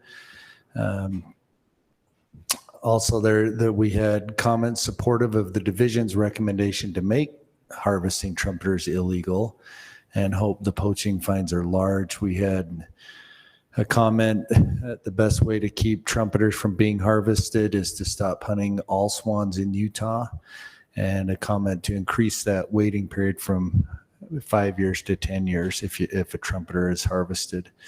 And then we did have one comment on the digital duck stamp. It suggested that the guidebooks contain photos to help with identification as well. Thank you. With that, we'll have our RAC chairs report on motions. So the Southern region had a motion to accept the waterfowl rule recommendations and the swan hunt recommendations, but not make it illegal to take a trumpeter swan, but do make it illegal to possess one. And that passed unanimous. And my understanding, if I'm understanding correct, the new proposal from the division aligns with what we'd like to see. There was a motion to accept with the exception of just making it an infraction to take and then illegal to possess after 72 hours, which is pretty much in line with the division's new proposal. And that passed 7-2. The two that were opposed to it were more or less trusting the division's research on that and their original proposal. And then there was concern over targeting trumpeter swans specifically. In the central region, they were basically against making it a crime to harvest trumpeter. Based on that, they had a motion to direct the division to revise the recommendation, come back with an administrative penalty, which is what they've done. That passed unanimously. And then they accept the remainder of the recommendations as presented, and that also passed unanimously. Northern region, we had a motion to accept with the exception to confiscate trumpeter swans without criminal penalty. That passed 10-2. The two in opposition believe this is a boundary issue and then a quota will still be reached with this approach. And another felt this solution kicks the problem down the road and wants to maintain the criminalization of trumpeter harvest. Thanks, Brad. The Northeast region went a little different direction on this. A motion was made and passed without a numbers to reach the quorum to impose a quota-based WMA swan hunt closure on trumpeter harvest at 25% of the allowable trumpeter harvest, and also we supported to make it an infraction instead of a violation. And the rest of the recommendations were made to fall in line with the recommendation that the Southeastern region made. Basically, the discussion was where it's a 20 swan quota. If 5 swans were reached in the Bear River Refuge or public shooting grounds, wherever it may be, then that area would be closed for the remainder of the season. Thank you. Thanks, Brett. All right, with that, we will go to comments from our audience. We will start with Troy Burgess, followed by Troy Justison. This is a mess, isn't it? This whole trumpeter swan thing's a mess. Thanks for giving me the chance to speak. I could probably talk on this for an hour, so I'm going to try and condense a mess really quick here. I did write you guys a letter, a little paper. I hope you read it because I'm trying to bring in some different perspectives and different information into this. So I am the president and one of the founders of the Wasatch Woodlands Association. I've got 10 years in conservation for waterfowl, 40 years of waterfowl hunting, and 20 years of formal problem solving for the government. I teach and train and certify people in complex problem solving. I'm going to bring a different perspective to this.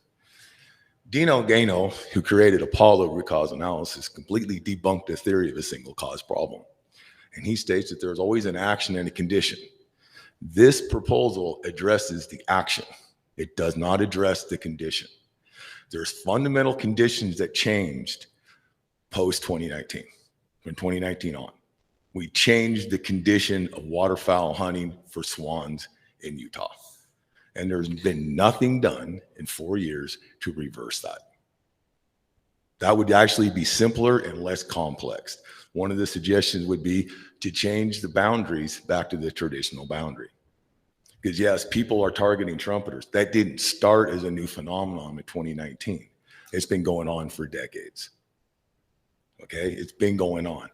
We put them into a target-rich environment on the first year, and we could say that was a fluke. I thought it was a fluke too.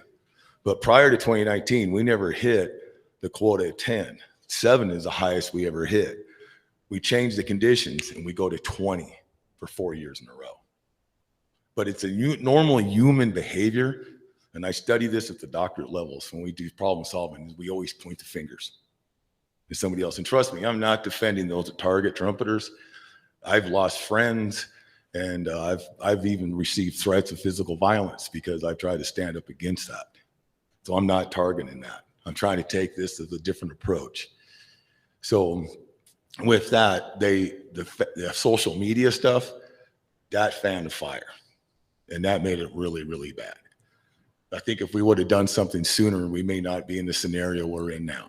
You know, we've been trying for 4 years to work with the state to capture and callers and tracking callers and trumpeters so we can add to this database so we can know where in the heck they're actually coming from, what population or what ratio of population they're coming from.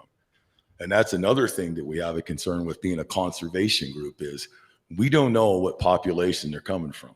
So we don't know how much of an impact this is or is not making. And from a conservation spot, we want to support that we have the ground studies done and the data to know what is there before we make decisions. So that's another one of our concerns. And I'm also concerned about when we make this decisions, anything that makes it illegal to harvest or possess. And I'm glad that they made the change in the rule and made that little less. I do appreciate that. But there's a lot of forces out there, like the one that Jason even mentioned 23 years ago that actually caused us to have the quota. They've shut down other states having swan hunts. I can get you the data. I don't have it with me. It's either Missouri or Minnesota that was going to have a tundra hunt for Native Indians on their reservation with a quota of 5 trumpeters. That got shut down before it even got started. So if we go down this road, just like Dr. Goldratt states, every time you solve a problem, you inherently cause another one. And that's my main personal concern. Are we going to cause a problem that we can't reverse? And why haven't we tried to reverse the conditions that we set back in 2019? So those are my concerns. My whole group has just got their hands up. We're just frustrated all heck because we kind of get targeted in the field and stuff because of our position that we take. We're trying to promote sound conservation and not the targeting the trumpeters. But that public shooting grounds the last couple of years has been like the waterfowling equivalent of shooting fish in a barrel. When I go out and just target one single flock of geese, I do it just for the challenge. I'll get trumpeters landing my decoys.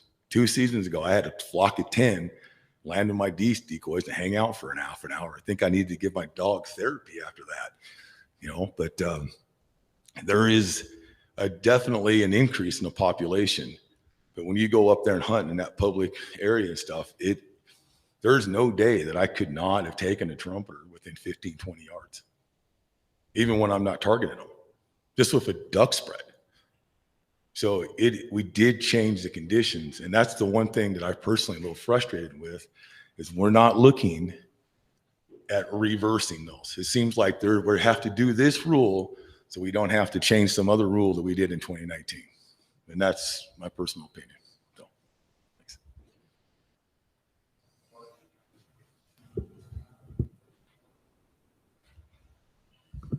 Troy Justinson, Sports Fish and Wildlife. Jason, I got a question for you.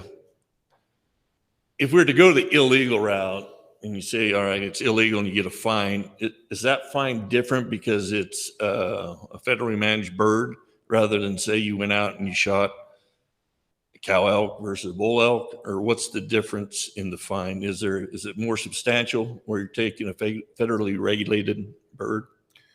Well, I mean, our new recommendation isn't going to recommend a fine, but if the board were to go with our previous recommendation and we wanted to ask about fines and that kind of stuff, I mean, I'd probably grab Brandon to come up here and talk about that.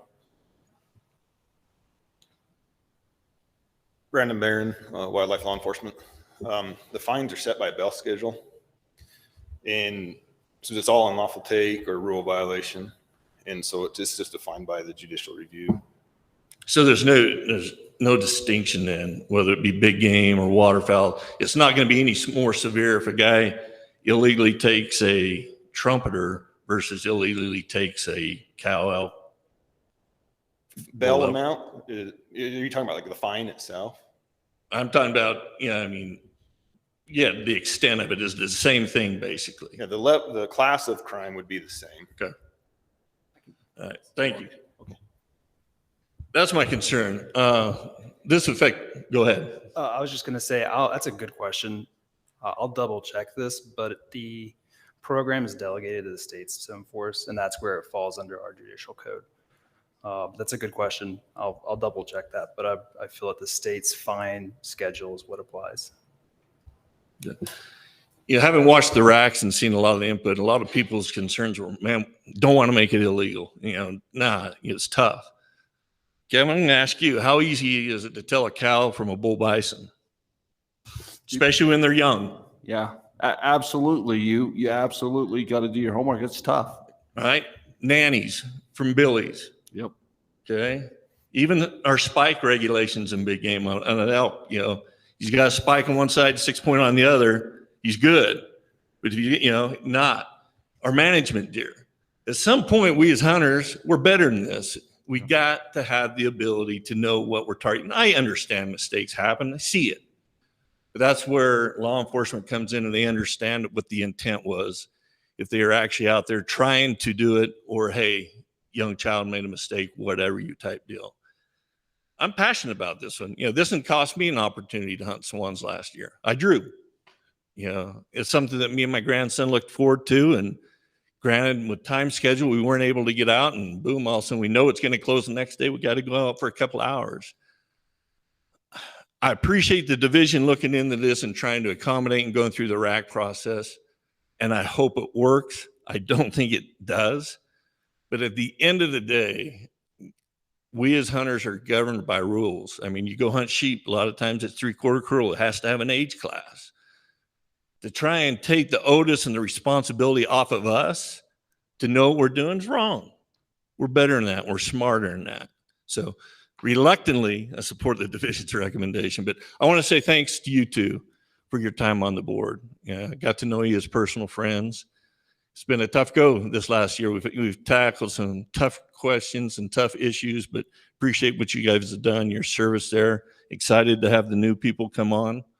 Jason, congratulations on your new with the waterfowl there. And I know, Phil, you're sitting back here. We got a short Canadian friend that's smiling in heaven with this mentor thing. Would like to thank Representative Albrecht for getting that passed. So thank you.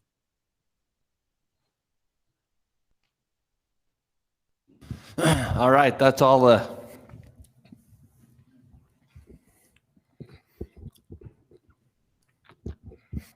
sorry, Troy had to bring up Bryce's name.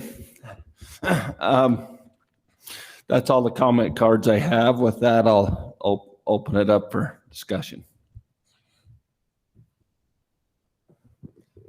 I'll kick it off. I really appreciate all the input that we've received on this one. I appreciate through the RACs, they didn't want it to be illegal, but they wanted something to make it to where we didn't keep or have possession of these. And I appreciate the division going back and taking all that input and seeing what they can do that might be a little bit different. To be honest, I'm totally skeptic. I hope this works, and like Troy just said, I hope it works. I can't support this new recommendation, but I kind of have a feeling we'll be back here in a year or two talking about this same thing again if we as sportsmen don't wake up and pay attention to what we're taking and not just do it to get our name out there on social media with a picture. So I'm going to add an experience I had. I was in Monticello, about as far away from this corner of the state where we have trumpeter swans that you can get. And I walked into the gas station there. I was wearing a camouflage coat, and a young man of about 20 years old walked up to me and asked me if I was a hunter. And I said, yeah, I am. I said, how about you? And he said, yeah. I said, are you going to do any hunting this year? And he said, yeah, I'm going to go up and hunt trumpeter swan. Taken back a little bit, I said, really? I said, do you mean tundra swan? He said, no, I'm going to hunt trumpeter swan. He says, I got a bunch of friends online that have talked about it and said, if I don't do it now, I won't be able to do it. And I said, well, isn't it hard to tell the difference between a trumpeter and a tundra? And he said, they tell me it's not hard at all. You just have to listen to the vocalizations. And they kind of told me everything that I needed to know what was happening. And I was disheartened knowing what we've tried to do, the efforts that we've done with 5-year waiting period to know that the kid that doesn't even live close to this issue, that he was going to come up and try to actively participate in this. We really have an issue, and if we don't address it, I feel like at some point we may lose the opportunity to address it, and somebody else higher than us will do it for us. My personal feeling is I agree 100% with Troy. I support the original recommendation by the division. I think that we asked people to tell a difference between a hen mallard and a gadwall, all kinds of species. Are we going to back off on those? What implications by saying if you shoot it, you don't take possession? Is that going to roll over into other species?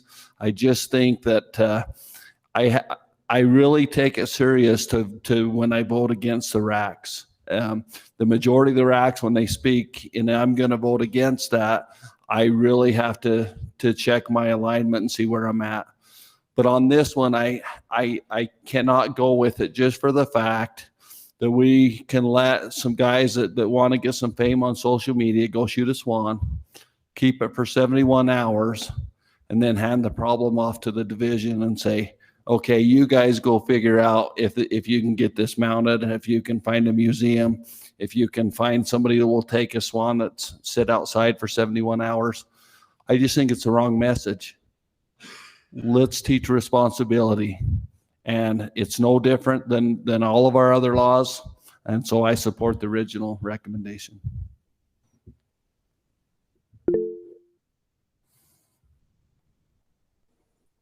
Mr. Chair. Yeah. Sorry, I jumped on kind of late into the question period, but I have a lot of friends that were frustrated because obviously the season ended, early, so they didn't get a chance to do it. Are we kind of missing? I agree with that gentleman that that said we might be kind of missing the point by just going back to the 2019 boundary. I think that might be, if we don't do it this year, I'm afraid we're going to have to do it in the next year or two. I mean, it just seems like that's where most of our problem comes from. It's, giving us the biggest fits. If we go back to that old boundary, hopefully that would, help fix a lot of our problems. So I don't know if you guys have gave it much thought to that, but it just seems like that might be kind of a simple addition that we make. Thanks, Bryce. Wade. Mr. Chair, I've got mixed feelings on this. I think obviously all of our goal is let's keep the season open. And how are we going to get there? I appreciate your comments, Mr. Chair. As hunters, we do have a responsibility. And, to me, this is no different. We proposed about 10 years ago, we proposed the idea of a management buck hunt. And there were a lot of people that thought it was a horrible idea because heaven forbid someone shoot a 4x4 that has a very small point that they thought was a 3x3. And we talked a lot about the penalty for that. But at the end of the day, we didn't say, yes, go ahead and shoot that 4x4 and then go check it in and hand it off to division and they'll give you another run at it and say better luck next time. We do hold one another accountable. And so I appreciate your comments. I think I'm not afraid of having a penalty for this. Thanks, Wade.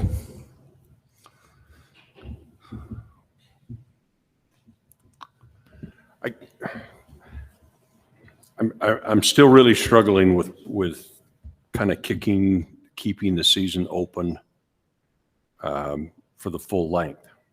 I don't think whether we make this a penalty, there's a penalty, or whether we make possession illegal does anything to keep the season open. And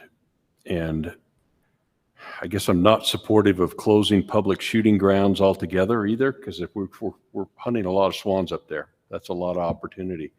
But I would be supportive if there is of a quota for Bear River Bird Refuge and public, and having that be a separate quota than the rest of the state. And that I'm sure that season would close early, but everybody else could then hunt an abbreviated old boundary where we never shut the season down and never reached 10. So, I mean, I'm not sure if people are ready for that, but after hearing the discussion today, I'm ready to take a step at trying to keep the season open.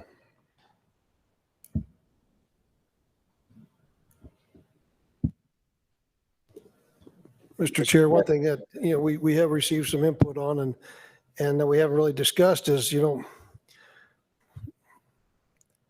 once we do something, it's really hard to get it back. Once we've allowed something to happen and once we close trumpeter swan hunting, the chances of ever doing that again, if in fact, no trumpeter swan. Once we make it illegal to hunt trumpeter swans, it would be really tough to ever get that, I think, back to, even if the numbers come up, even if they prove not to be part of the Yellowstone species. So this one, I'm just so confused. Let's just put it that way. I don't want to take it in. I do want to.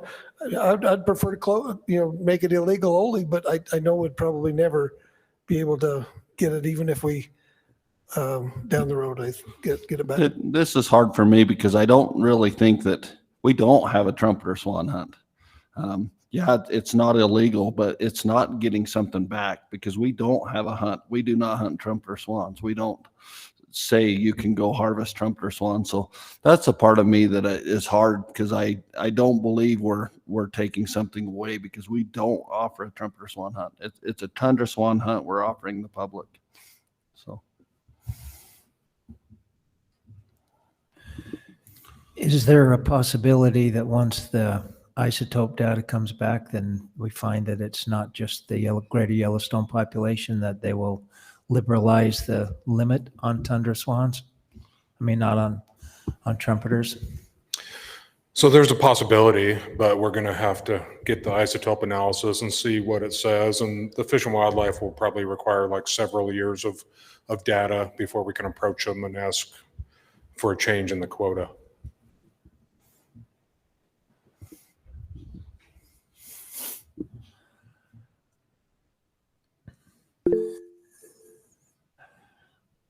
Bryce? So I would agree with Kevin and Wade on, I think we need to be responsible for what we do, but if I was king for the day, I'd go back to the 2019 boundary, but I like Carl's proposal that, at least put a limit on it, because that way we can extend these hunts, get more people out there actually hunting, but, just close these areas where they tend to get targeted more than other areas. So Carl, I like that idea. Chairman? And you can speak. I would like to ask the division to talk to that too. And I asked Jason to kind of have that. I felt that this question would come up, so I think he has some thoughts on that on the split quota. Okay. Areas. Thanks. I need my friend's help. Okay.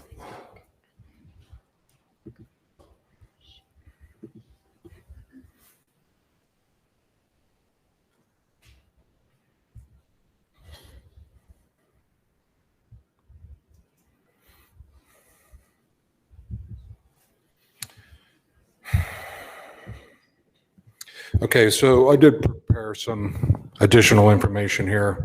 I just want to say, I mean, if the board chooses to go today with the current or the previous recommendation, as well as make like a further management action like this. I mean, we're not going to really be able to understand which management action was effective next year. I mean, I would really hope that we could just make a, not go all the way, not swing the pendulum all the way this way, because next year we won't be able to tell what management action worked if we do go to like a quota in a split season type of situation. And I do also want to say that splitting up these hunt boundaries, I mean, it's an effective way to manage wildlife, but it also complicates regulations for the public and for management agencies. And when we split up this quota, we're still going to have a 72-hour lag time where maybe some more trumpeters will get taken in the location and affect the quota in the other location. That being said, I do have a couple ideas that I prepared today. The idea that I've been approached with of having folks draw out for a specific area, that's really complicated. And, I don't think the division wants to go that way. So I prepared a couple ideas that are quota-based with 2 distinct hunt areas. So basically, the division's preferred idea in this scenario is to add up all the opportunity that we had in Box Elder County and public shooting grounds and the Bear River Migratory Bird Refuge, because as I kind of presented, I think the data shows the birds are moving across the hunt area. 52.1% of all the opportunity from 2019 to 2022 happened at Bear River Migratory Bird Refuge, public shooting grounds, and other areas in Box Elder. So basically, I just took 52.1% times 20 and divided it by 100, and that gave me a quota of 10. And here'd be your hunt areas. Right there on top. The idea is to revert to the pre-2019 boundary plus include Bear River Refuge. And so you're following the Bear River Migratory Bird Refuge southern boundary there in blue, which is already marked, out to the Promontory Road to the west, and then north to Highway 83, which is the current boundary. And that would be one hunt area. And when that hit 10, then it would shut and we would move to the entire other area in blue, which is really just, all the southern marshes there. The non-preferred idea is to just revert to public shooting grounds, which I have there on the bottom. And as I stated, I don't think that's going to be effective, but 39.5% of the opportunity happened on the properties at public in Box Elder County from 2019 to 2022, and you'd end up with a quota of 8. So that's the ideas that the division has.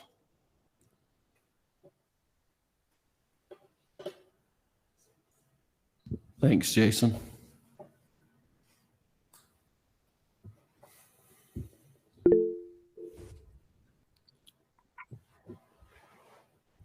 Wade? I just wanted to comment, Carl's first comment about this is probably going to be a stepped solution or a step process. That really resonated with me, Carl. Maybe we don't get it exactly right this year. And like with a lot of other implementation, we'll come back at it and tweak it and work our way in.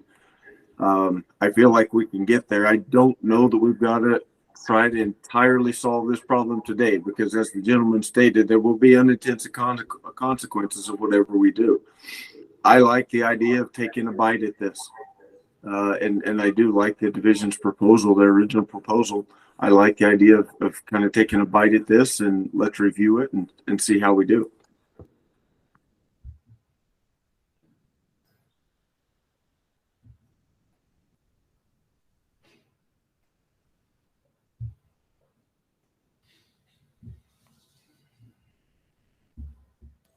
So Carl, you were saying,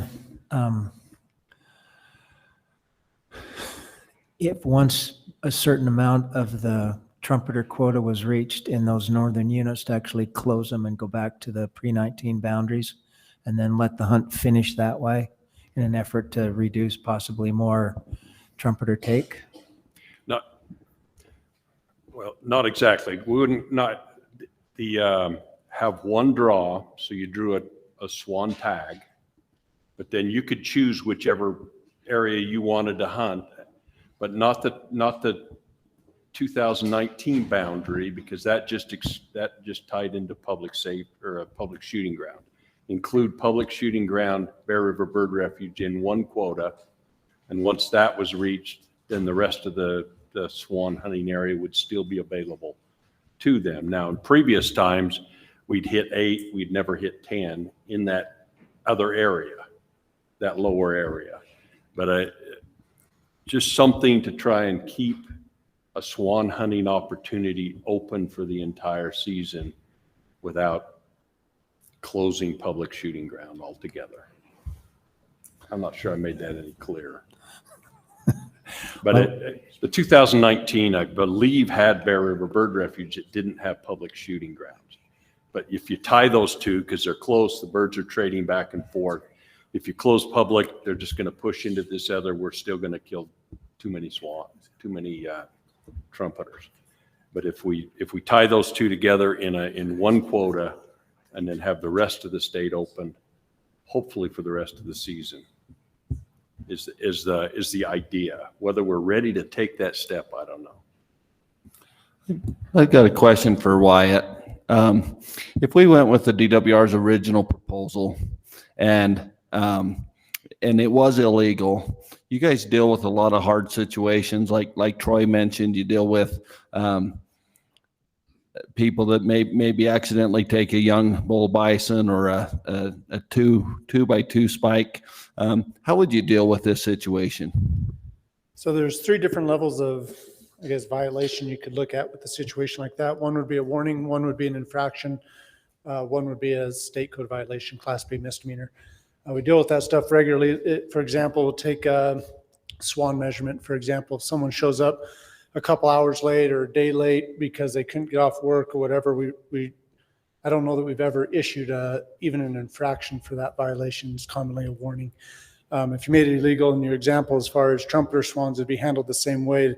If it's truly incidental, a new hunter, a youth hunter, someone that's not hunted waterfowl or swans very long, I mean, that's all taken into consideration. Self-reporting, many of those result in just a warning violation. The individuals that tend to get the Class B misdemeanor, which seems to be the point of discussion in many of these RAC meetings, are those people that intentionally, or that we have the ability to confirm that they intentionally going out and committing that violation or intentionally trying to hide the violation that occurred. Those would be the people that would kind of elevate themselves typically into that infraction or Class B misdemeanor level. All right. Thank you. Wyatt, before you leave, just a question. Say I target a trumpeter, but I don't tell you, and you give me a warning. And a little later, I've got my picture posted out on the internet, letting everybody in social media know how proud I am of my trumpeter. Can that warning be escalated to something else? No, we'd stick with the warning once the decision's been made, due to kind of double jeopardy type stuff. So yeah, we do our due diligence prior to deciding how we would enforce the act. If another violation came up, we could potentially address that, but I don't think we'd go back on the original decision that we'd made. Thanks.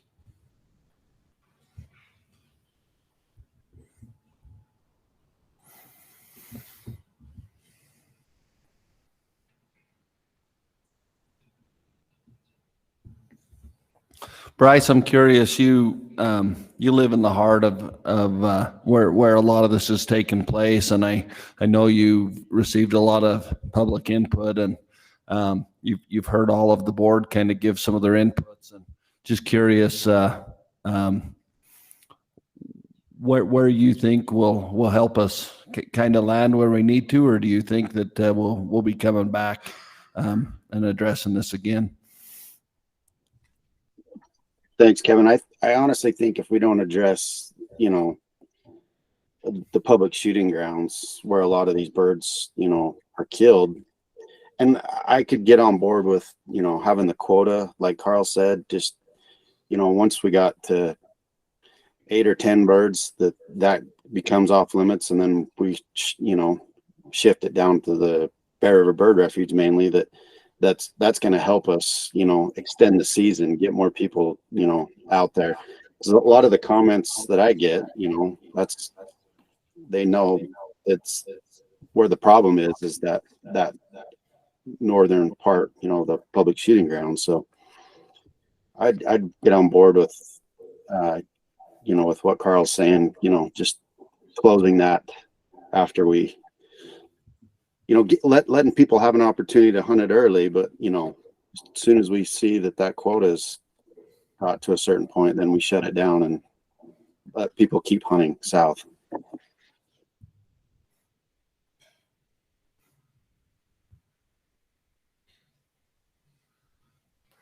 I've got a question for you, Jason. Say we went with your first proposal where we made it illegal to kill a trumpeter swan. What do we do once we hit 20 at that point? If we've had 20 people kill them at that point, do we close it down then? I mean, we have to close the season when we hit the quota.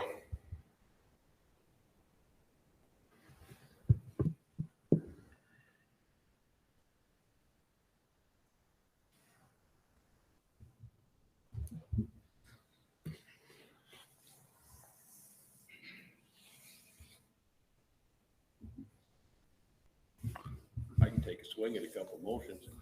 Let me, before you do, I'm putting him on the spot, but I'm just wondering if the director has any thoughts. You are putting me on the spot. Thank you, Mr. Chair.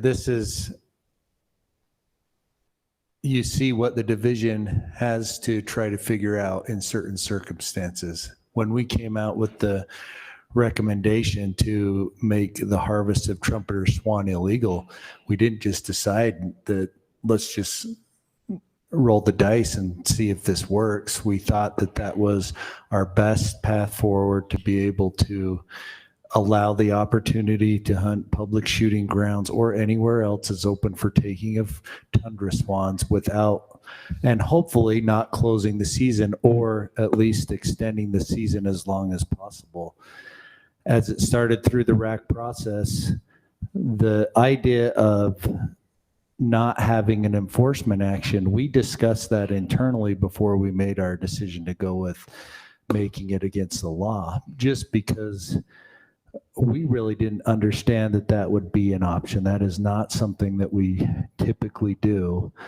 As it started through the public process and those questions were coming up, we started to question, would there be an avenue to try to do this, because we didn't think our original proposal was going to make it, and that we were worried we were going to make a boundary shift and take away a lot of potential opportunity. So with meeting with legal, which is what Jason has talked to, that is something we can do. We can make that change. We can make it so it's not against the law. You run the risk of, at that point, there's no penalty or perceived penalty. Through the public process, this mic's driving me crazy, but through the public process, maybe it's just the user. Let me turn that one off. Through the public process, there was a lot of discussion about our officer's discretion and an officer having a bad day and him taking actions into his own hands. That's no different than any other enforcement action that we take. Troy mentioned the fines, stuff like that. Those are categorized based on species. Fine amounts for upland game are different than fine amounts for big game, and we have a myriad of options. But it was making the division nervous that people thought if we went to this recommendation that our officers would be, for better terms, of heavy-handed in how they might enforce the action of an incidental take, which we handle all the time in all species, whether it's fish, wildlife, whatever. Our officers deal with that. And oftentimes with a new regulation, we come up with an enforcement plan that says, hey, this is This is a new thing for the public, a new boundary, a new change. Let's make sure we're being consistent across the board with how we handle that. So I also think that would be a change that would be implemented. Again, finding out and recognizing the idea that we could do this without taking a trumpet or swan illegal. In the end, we thought, okay, the RACs have said this, the public thinks this.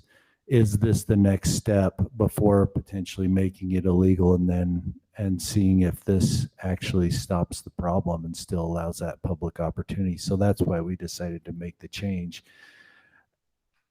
I don't worry in the bit that our officers in our enforcement section could handle fairly and equitably someone that incidentally takes a trumpet or swan if it's illegal as well. So thank you.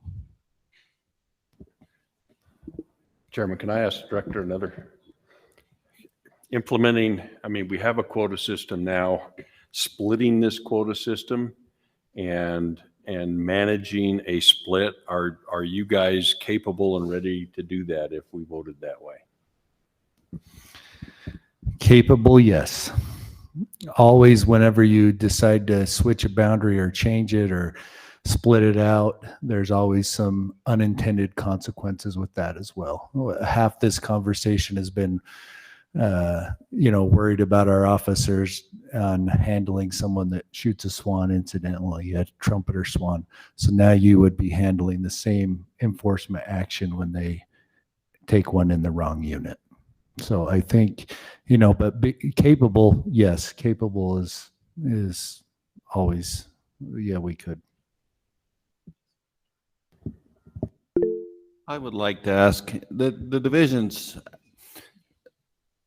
hasn't wanted to go down that road of boundary change yet. Can you speak to that as to why? Yeah, let me just try this, Mike. So we just think that the boundary change, we have an amazing resource in public shooting grounds, a waterfowl management area that is a great place for people to be able to enjoy to hunt swans, and is a great place to hunt tundra swans. You saw the switch that happened with the boundary change of people switching from Bear River to hunting public shooting grounds. And yes, it came with a switch in the number of trumpeters that have been harvested. I also think there has been a switch in the hunter's mentality on taking a trumpeter swan. So that's the consideration of, with all that boundary change, if someone is able to keep a tundra swan that they harvest or a trumpeter swan that they harvest, we feel like it wouldn't matter what boundary change you made. We would probably still hit that quota.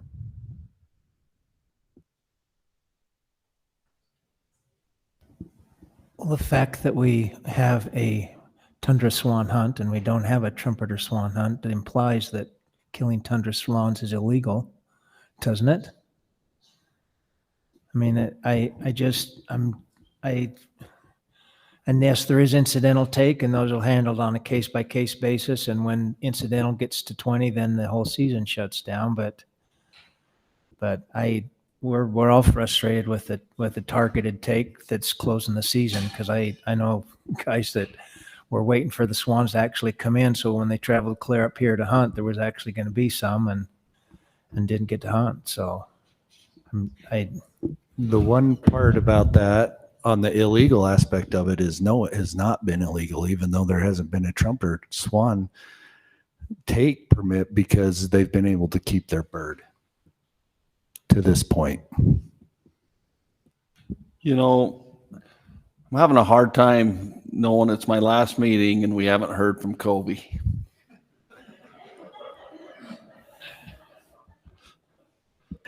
Thanks, Mr. Chairman. As I listen to the discussion of the board and everything that's put into this, it's not an easy decision. And I just want to acknowledge that, because there are positive and negative implications to every aspect of this that we've discussed. And I guess as we move forward, I just wanted to reiterate one of the things that Jason said.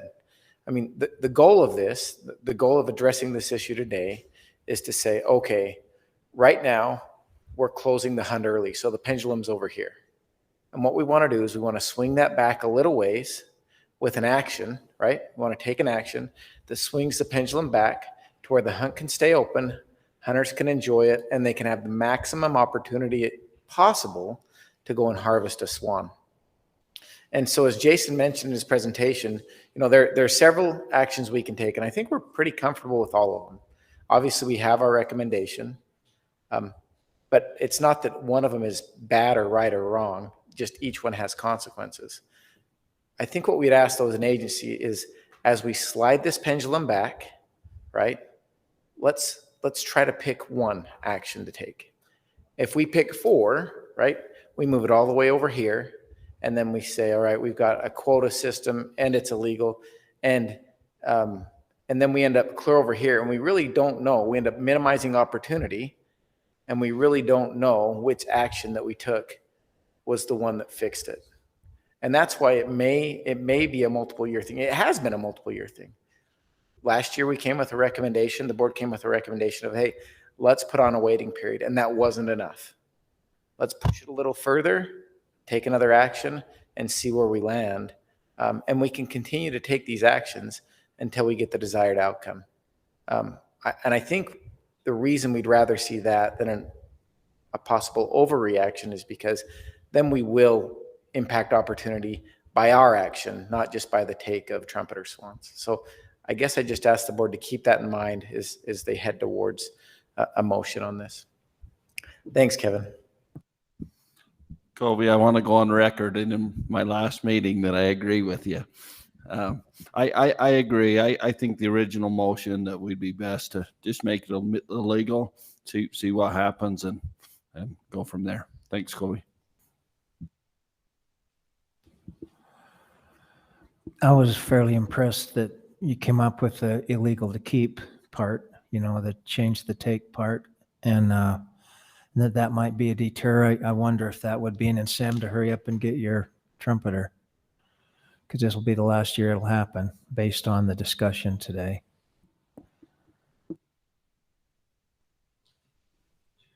Chair, Mr. Chair, have we used quota boundaries for species like lions in the past, where if we get a quota, we shut it down? And has it worked? I'm just asking that question facetiously. Yeah, it has worked. I just don't think it's a big deal if once you get to 10, you allow them to hunt that public shooting grounds. Yeah, it's a great place, great opportunity. But if that's where 75% of them are coming from, it's kind of a no-brainer. Let's get to 10, shut it down. That way people can keep hunting. It's not very awesome to have a great place when half the people, or 3/4 of the people, have to sit home because it's closed. Hey, Bryce, I'll just remind you that that didn't work. The legislature stepped in and opened the quota on all of those units on cougar. I agree, but back in the day, it did work without a problem. I know that's been trumped since. Okay.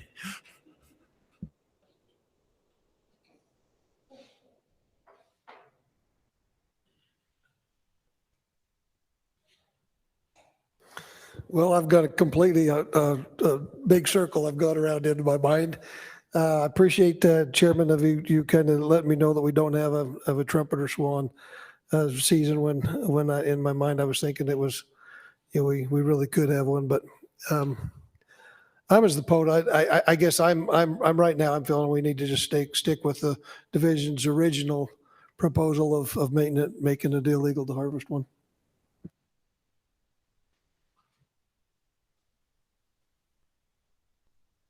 Is that a motion? No. I can't make a motion, but I about did right there. Well, and I'm running how to pose this. I see two questions here. I'm debating how to couch a motion on this. And so But before you make a motion, do you have a law enforcement thing? Yeah, just real quick, if I may. I just wanted to clarify that if we go to where harvest of a trumpeter swan is unlawful, Utah state law, as far as evidence go, would not allow us to seize that tag. So that's something to keep in mind as we make these motions, that if an animal shot unlawfully out that isn't a big game animal, that tag is not evidence, and they'd be able to continue to hunt on that tag. And that's just, we can't change that. That's just. Not without a legislative change, Yeah. correct. Yeah, we made that legislative change last, or 2 legislative sessions ago for big game, but it did not carry over to anything other than big game, so. So to understand that, if they harvested a trumpeter swan and you went and cited them, they still keep that license? We would seize the bird because the possession or take of that bird's unlawful, but the license would not, as defined in state law, would not qualify as evidence, and they would be able to continue to hunt, because assuming that tag would become a tundra swan tag, correct? Yeah. Yeah. So we would not seize that license. They couldn't put in for or buy a permit for the next 5 years. I would assume that rule would stay in place, yes. Yeah, we probably need to ask our legislature to fix that. Yeah. Just want to make that note in case that discussion gets Thanks. some momentum. Thanks.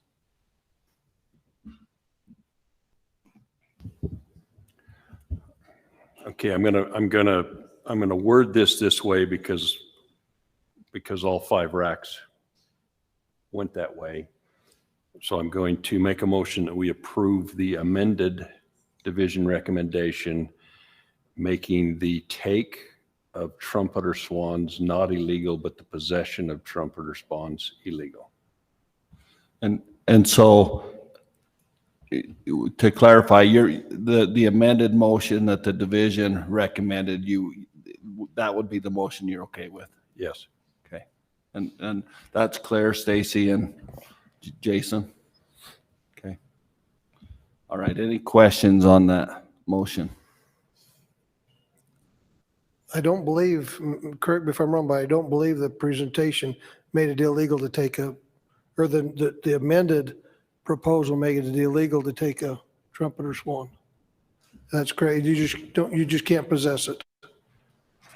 And if I stated that wrong, that's the way that it's, yeah. The harvest wouldn't be illegal, but the possession of it would be illegal. And basically, we're saying that bird is the property of the state of Utah. And so it's brought into us during the 72-hour check-in period, and we take back possession of our property. What Jason said. Yeah. Okay. So the motion would be the amended motion that the division brought forward today after listening to the racks. Okay. Any questions? Yeah, do we have a second?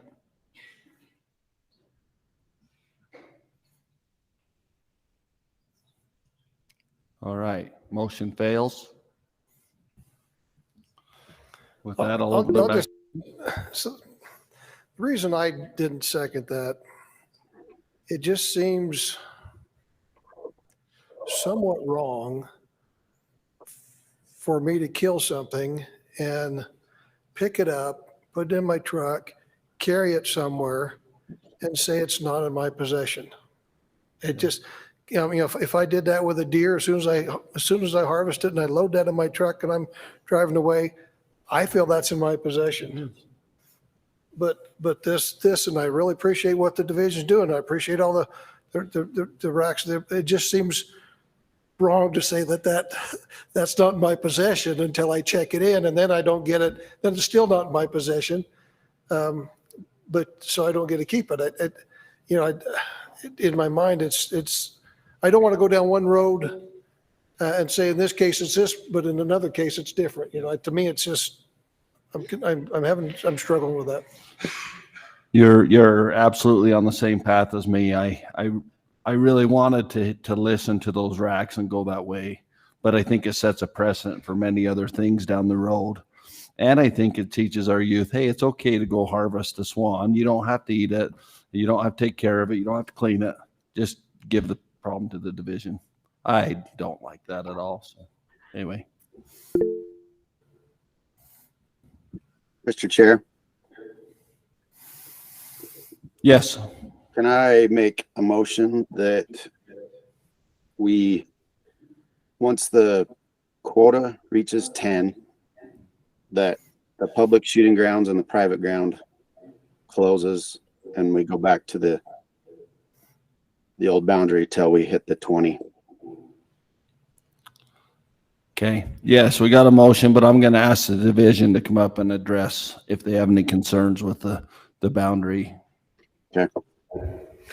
So I think we presented a pretty good argument that Bear River Refuge should be included in any quotas or split. I mean, we showed the birds are moving across the hunt area, and the scenario we presented, if we want to break up the properties, I included public shooting grounds and areas in Box Elder County and Bear River Bird Refuge. I mean, and if that's the way the board want to go, and we don't go all the way, I think we're just shooting ourselves in the foot again, and we'll be here again next year. So, I mean, obviously I'd like to see our current recommendation go through today, but if that's not the way we go and we go to a split system, we really need to include the Bear River Bird Refuge, public shooting grounds, and the areas in Box Elder County as one hunt location. I think that's how we feel. And the quota we suggested there was 10, and that was based on just some simple math that seemed fair. So question, Bryce, were you on for the presentation when Jason presented based off of Carl's questions? He presented a hunt area. Did you see those? Yes. Okay. Yeah, Would you be okay with those or no? But that's before 2019, the Bear River Bird Refuge was in it. Public shooting grounds was out, correct? yeah, correct. But I mean, we've also seen the tundra swan population increase. And I don't know if you were here for part of the meeting, but trumpeter swans are being harvested the same percentage on all the areas. More birds overall are being killed up in public, but the percentage of trumpeter swans is similar. Birds are transferring across the entire hunt area. Yeah, but public shooting grounds has been our problem the last few years, and I'm trying to swing the pendulum halfway, like Kobe said, not all the way. You're swinging it all the way. I'm just swinging it halfway. I'm just trying to say birds are moving across the hunt area. So if the board's going to go this way, I think the data shows the refuge should be included if we want to use a quota-based split to try to help keep the season open longer.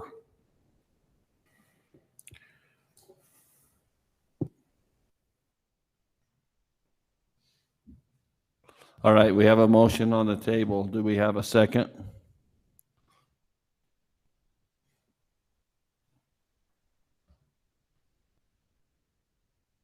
Motion fails for lack of a second. Mr. Chair, Yes. could I take a stab at it? One of these motions is liable to get a second if we try enough times. Yes. I move that we approve the division's original recommendation. Okay, we have a motion on the table to approve the division's original recommendation. Do we have any discussion by the division? Okay, any questions from the board? All right, I'll call for a vote individually. Oh, I gotta have a second. I have a question. Is that all right? Kobe, where's he at? That was the original recommendation. When you thought it through and basically fleshed out all the possibilities and all the details and all the intricacies and the pros and the cons, you went with that original recommendation. And then this new recommendation is a compromise based on the voice of the RACs.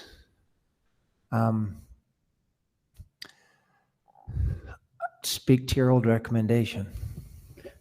Our recommendation, Jason, it's a good recommendation. Like I don't think it's that we felt like it was a bad recommendation. If that's the question. It's just yeah, it's that we are public servants and we do try to listen and we understood that sentiment. And maybe we shouldn't have modified the recommendation, but we did. We made the decision to modify the recommendation and align that way, but I don't feel like it's a bad recommendation. And there have been several points here to talk about that today. You agree with that, Jason?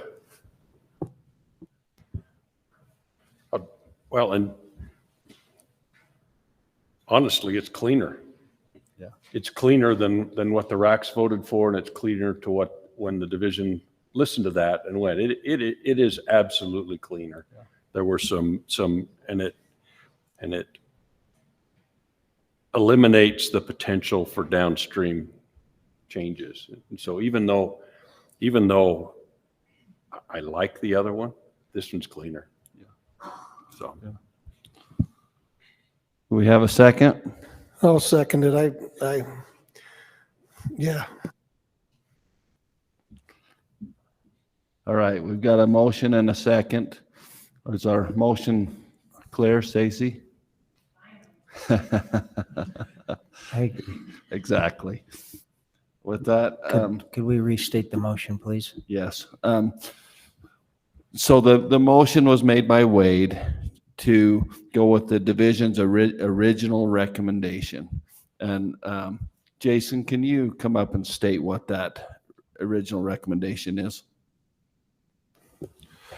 Basically, it was to make the harvest of trumpeter swan illegal, and the only other difference, I believe, because I don't have the PowerPoint up, was to change the tag from a general swan tag to a tundra swan tag. Thank you. Thanks. With that, I'm going to call for an individual vote. Let's start with Carl.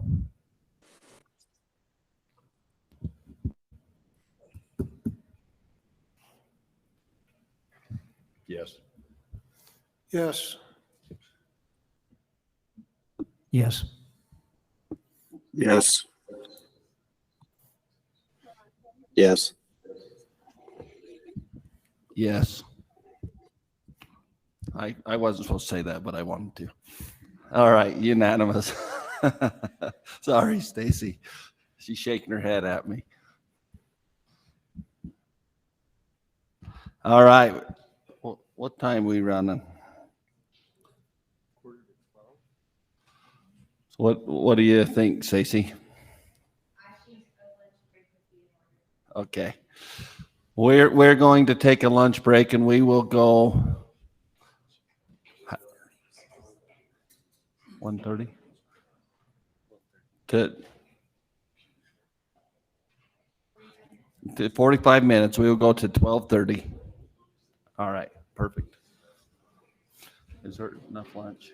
Yeah, I'm sure there's enough lunch.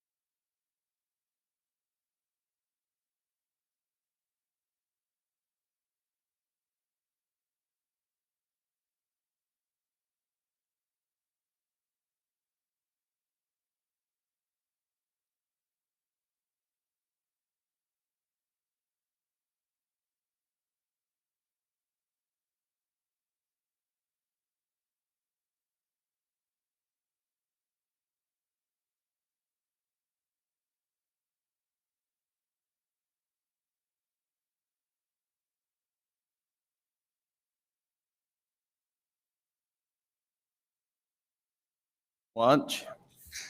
Those that are online, thanks for sticking with us, and we will jump into agenda item number 9, live game bird rule.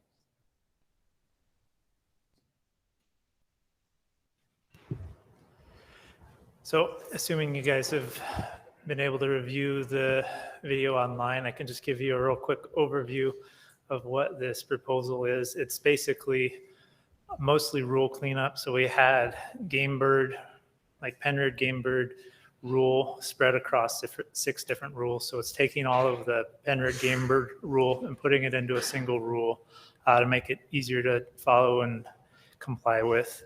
Kind of trying to draw a clearer line between what's wildlife out in the wild, free ranging, and what is a Penrod bird that is kind of more akin to poultry than it is to a wild population. I've also coordinated with UDAF on their poultry rule, so R58-6.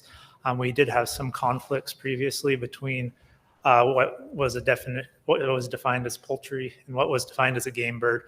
So trying to get that cleaned up and clearly defined of which is which, so we don't have any conflicts between Division of Wildlife and UDAF.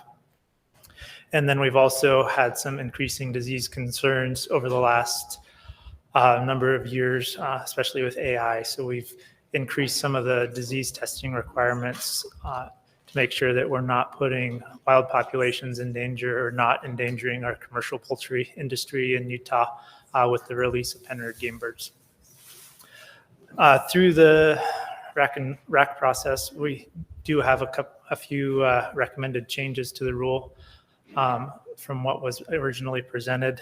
One of the changes is to add Ceramaticus and Chrysolophus genuses to our definition of a pheasant under the rule. So that includes some of the kind of the flashier breeds that some people have, like the reefs and the copper pheasants and golden lady Amherst. Also removing Gutternix quail and button quail from the definition of game birds, as those are generally raised as for egg production and for meat. So those will go back under the UDAF poultry rule. There's also a little bit of wording that just needed to be fixed to reflect the intent of the rule that a field trial COR is not required on DWR dog training areas if the event is authorized by the area manager. So basically, allowing people to have field trials at Lee K as long as they're approved by the Lee K manager. And aside from that, the rule is being proposed as presented in the online recording. So happy to answer any questions. Thanks, Avery. Questions from the board?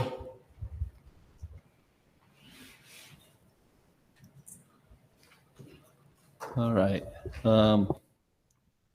And looks like we've had Brett Selman join us also. Well, welcome with us, Brett. Do we have any questions from our board members online? All right, questions from our RAC chairs?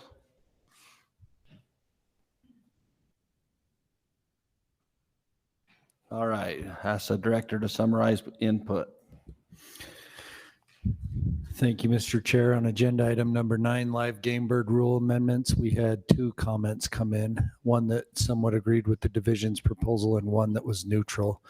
And the theme on the comments that we got was there should still be permits on low levels of releases, and backyard breeders are more likely to not test for diseases as opposed to commercial breeders. That's it. All right, thank you. Do we have any public comment cards? Okay. RAC chairs.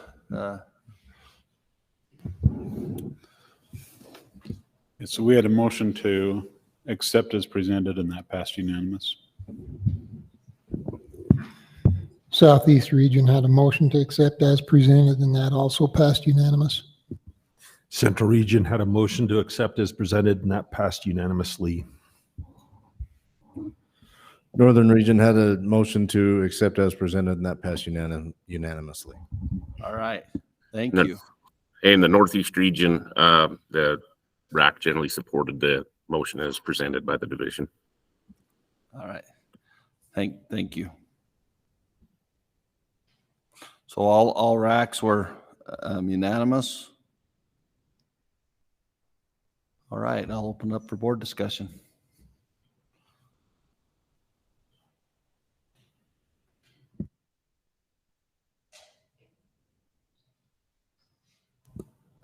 Open it up for a motion. I'll make a motion that we support the live game birds rule amendments as presented by the division.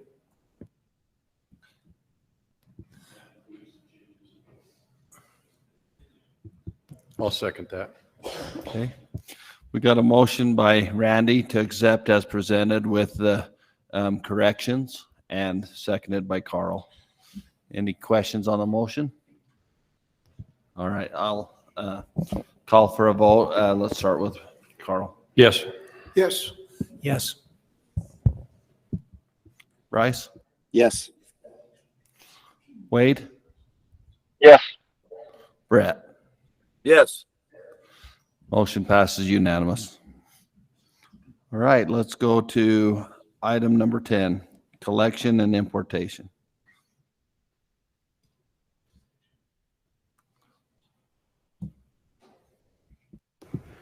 Afternoon. Kyle Maynard standing in for Charles Lyons. He's sick today. Some 3 pointers that Charles brought through the RAC process, but was not in the current red line when it was sent out. First, we added some language after some comment from COR holders. CORs are our certificates of registration. After some input from current COR holders, we decided to grandfather in current CORs that have been issued. And so any CORs issued after this rule has been passed will be under the new rule. The other 2 comments come from the aquatic section of the rule. We made a small tweak to the definition of ornamental fish species. And we made a clarification under the importation section that added the requirement to provide certain U.S. Fish and Wildlife Service documentation, if requested, for animals imported from outside of the country. Thanks, Kyle. Questions from the board? Questions from RAC chairs?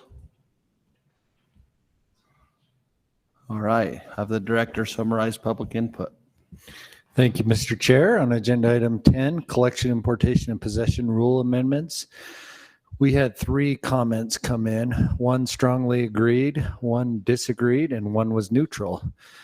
Some of the main themes from that, I'll just read those off. Anytime you can have multiple programs that affect each type of animal, they should have the same rules across all the departments. The new definition of an unclassified species defaulting to prohibited should help with a lot of confusion, and allowing existing CORs to be grandfathered in is likely to alleviate a lot of conflicts with previously allowed rules. And then there was 1 comment that was submitted regarding reindeer, and it was a long comment, and I'm going to do my best to summarize some of the key points from that comment. Regarding reindeer, there's a comment on reindeer and caribou classified as the same species of deer, and the proposed regulation only indicate reindeer, and no reference is made to caribou. Also on the COR, public input being allowed for those that have a COR before something changes, that we give them a 45-day public comment period or some type of a change to a COR. There's a couple points made in that comment about elk versus reindeer, and CORs are being able to have domesticated elk and not being able to have reindeer. CWD implications regarding both elk and reindeer in one of the comments. And then the last point in that was that in 2021, our rule was changed and to allow for reindeer to come from east of the 100th meridian, allowing for new disease to come to Utah. Why are you classifying reindeer as prohibited 2 years later? Anyway, the board has, as this is discussed, that there's a lot of comment in that 1 comment. So anyway, you have a copy of that. Thank you. Thank you. All right, our RAC chairs. Southern RAC had a motion to accept as presented, and that passed unanimous. Southeastern RAC had a motion to accept as presented, and that passed unanimous. Central RAC had a motion to pass as presented, passed unanimously. Northern RAC had a motion to accept as presented, and that passed unanimously. Northeastern? Northeastern region supported the recommendations as presented. Man, we like these type of motions. So, all right, thank you. All right, and then we have a comment card. We'll go to comments from the public. Lonnie Brown. Thank you, Chairman. I'm appreciate being up here to kind of stand in front of all the CORs. I talked with quite a bit of them. A lot of those comments of the reindeer were based off of my research and development. I just want to kind of step through the whole process of the COR that I've been through. Back in 2019, we brought in reindeer from Washington, which everything worked out really good. And then we kept getting more and more clientele. Our business started growing. We'll probably affect probably 100,000 people in the state of Utah that come and look at our reindeer. They pet the reindeer. They get pictures. It's a big impact. And over the last couple years, it's been getting harder and harder to import our reindeer. And now I stand in front of you and ask you the question, I mean, why are we prohibiting? A reindeer is a lot different than an elk or a lot different than a lot of other species. They are really a good domesticated animal. You can lead them, you can ride them, you can do all sorts of fun things with them.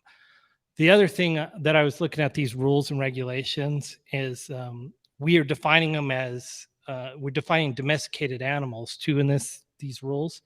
And it's kind of confusing that why would the Fish and Game define it domesticated animals? Because, are you guys going to allow for control of pack goats in certain areas? Are you going to, it's a really confusing rule. And also I've talked with a lot. I work a lot with the film industry, and we bring in all sorts of animals. We do all sorts of exotic things.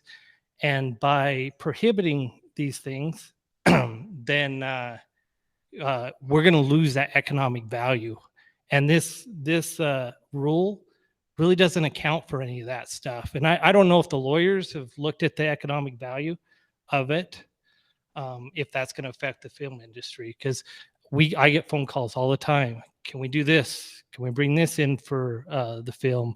Can we do this with the reindeer in the film? And so it limits our factor as being a COR. I would suggest that if we can, postpone this rule and involve all the CORs, and that we can have a complete meeting to it instead of just as me as a COR and other CORs, we feel like we don't really have much of a say. It just kind of gets thrown at us. So I appreciate your time. So Thanks. any questions? Thanks, Lonnie. Okay. With that, do we have any clarification on any of that, Colby?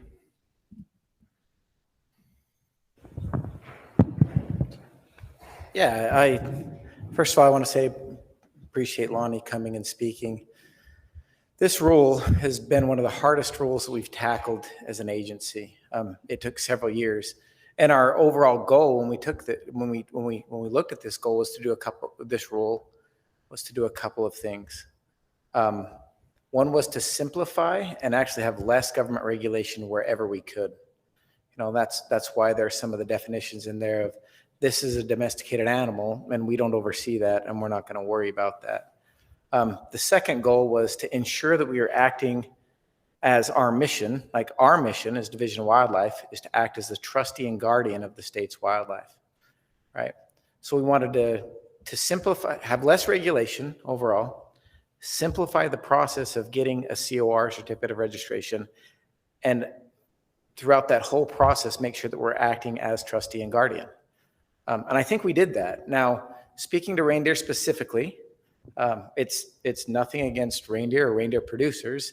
In fact, when we evaluated the risk, we decided to allow those producers to continue to operate as they had, even allowing imports at times from Alaska, as long as they remain CWD free. But when we evaluated the risk to wild populations from reindeer, specifically chronic wasting disease, it exists. And in managing that risk and acting as trustee and guardian, now we have CWD in our state and we understand that. And when you think about disease, you almost have to think about it like a wildfire, right? So we have areas that are on fire right now in LaSalle and other spots around the state, but we don't want to go and light 15 more fires around the state and push that disease further.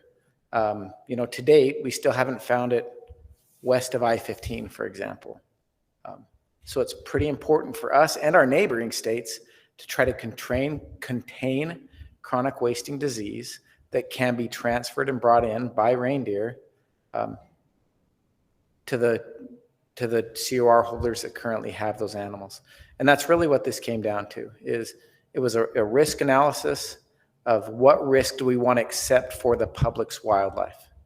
Do we want to put the public's wildlife in more danger?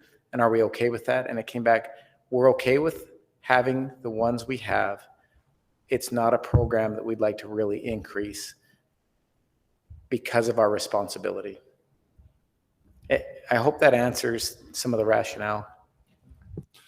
I've got a further question. We just seen some statute with the domestic elk program, and we also have had it come through here where we had comments that the new regulations have made it difficult, that some of the current domestic elk producers maybe couldn't continue the way they were because of fears of CWD, and we were trying to clean up some issues that we had. And I think that program really has taken a step forward because of trying to be proactive. Can you speak to that a little bit about the domestic elk program and some of the procedures that have recently taken place to protect wildlife in Utah? I don't want to get this wrong. I don't know if this would be appropriate. We have a representative from the Department of Ag here today, happens to be watching the meeting. Come up. If he would like to come up and fill that role as a Department of Ag representative. But what I can say is, as a program that did expand in the state, it has been really, really hard to manage and ensure the safety of both the producers and of wildlife. And we've really struggled with that to the point where it's put a lot of burden on those producers because of the conflicts, because of the disease potential and conflicts. And that was one of the things that we considered when we looked at reindeer. So Phil, do you have something to add to that? Chair, I might just add that last fall, the legislature did make some changes and amendments to the code. Currently, we do not allow breeding stock to come down from Canada. We do allow bulls to be imported, but they must be killed in the season they're brought down and imported. So for keeping domestic elk on the landscape in Utah from Canada is no longer allowed, and that's something that was changed. Thank you. And these changes are because of fear of CWD and to make the program better. Yeah, it was exclusively because of CWD. All right. Thank you. And one more thing, Mr. Chair, and I think it's not just fear, it's actual experiences with positive animals. Yeah. Yeah. So it's not just what could happen, it has happened. Yeah. Thank you.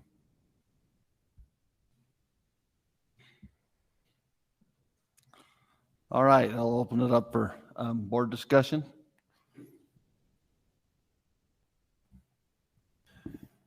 Mr. Chair, you said that on occasion that they could bring them in. Isn't that what I heard? On occasion, they'd allow the reindeer to be imported like from Alaska and stuff, but Yeah, so it's still possible to get them, but we're just not starting any new herds? Yeah. Okay.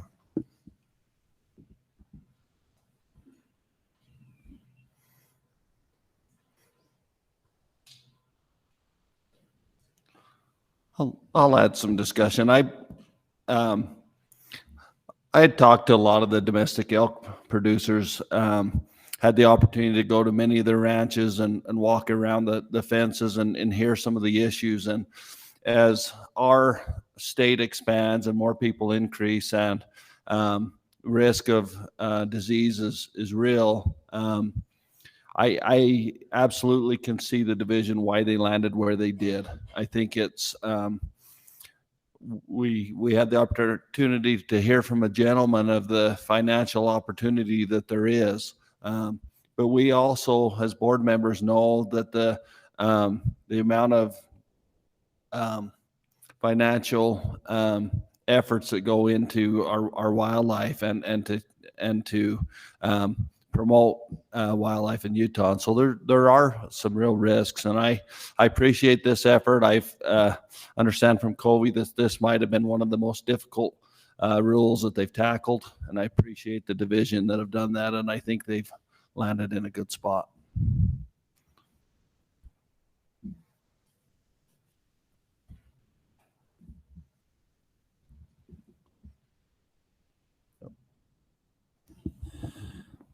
I'll make a motion that we accept the division's proposal.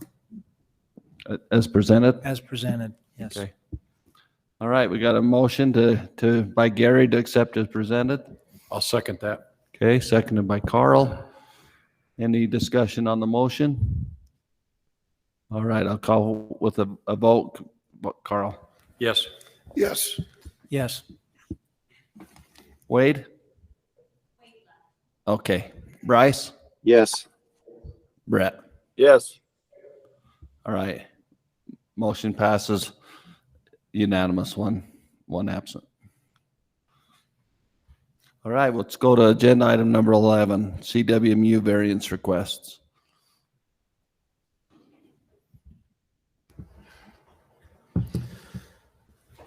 Well, we almost heard this one last board meeting, but we'll hear it for good on this one. Yeah, so this is two variance requests. We started it through our last RAC process. We probably didn't advertise that correctly, so we're back having it advertised it correctly and to discuss it. So there's two variances, North Peaks and Avinaquin. Throughout that last process, there was a little bit of confusion that was brought with trade lands and trade land maps.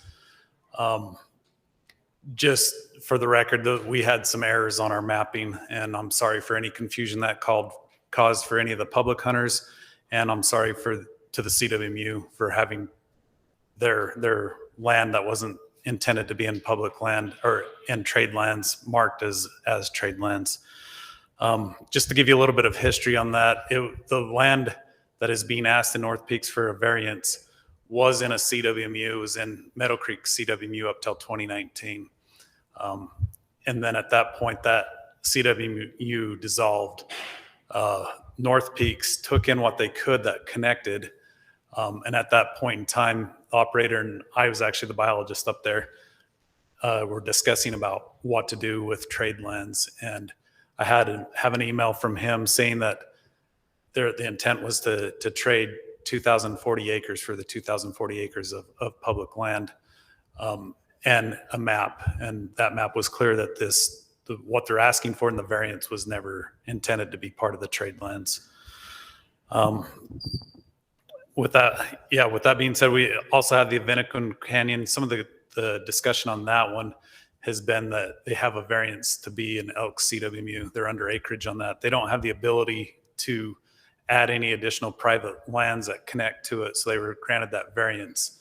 And they will, regardless of whether this variance for non-contiguous is granted to them, they will still continue to be an elk CWMU. So it won't change that fact.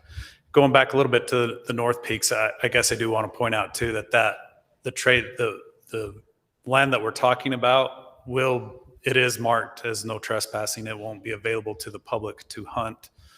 I guess the only scenario where it would be is if it is part of the CWMU, then the public hunters that draw the North Peaks permit would have the ability to hunt that. And I'd say that that's the same for the Vinnequin. It's not accessible. They haven't been allowing anybody to hunt it. So that'd be the only way to allow that to hunt. Just to let you know the process too. So this is kind of a long process for this to happen. They approached the biologist about it to get buy-in from the biologist. From there, it went to the wildlife manager in the northern region, and then it came to me. Then we also had the CWMU advisory committee hear this, and then it has also gone through the RAC and the board process. So I think it's a pretty good process, and throughout that, everybody's agreed with these variances. And I would just say that the division still feels like these two variances are good variances, and we support them. And yeah, it fits the rule. They went through all the steps they needed to try to get this variance. Thought I take any questions. Okay, questions from the board? I got a question, Kevin. Yeah. So Chad, you said that nobody can hunt this unless it's part of the CWMU. Like they couldn't sell landowner tag, they couldn't allow friends or family to hunt it. So yeah, so probably worded that a little bit wrong, Bryce. So they could, anybody who drew that tag potentially could, but having talked to the landowners, the intent is that they would not let anybody. So I guess that would be a chance that you'd take. If it's in the CWMU, then it's guaranteed that the public hunter could hunt it. Otherwise, there's no guarantee for public access. Okay. Another question: we're the wildlife board has asked the division to review this coming year, right? The CWMU program, variances, trade lands, everything, rules, minimums, everything like that. Is that correct? Yeah. Okay. And then lastly, it's probably, well, maybe more of a comment than a question. So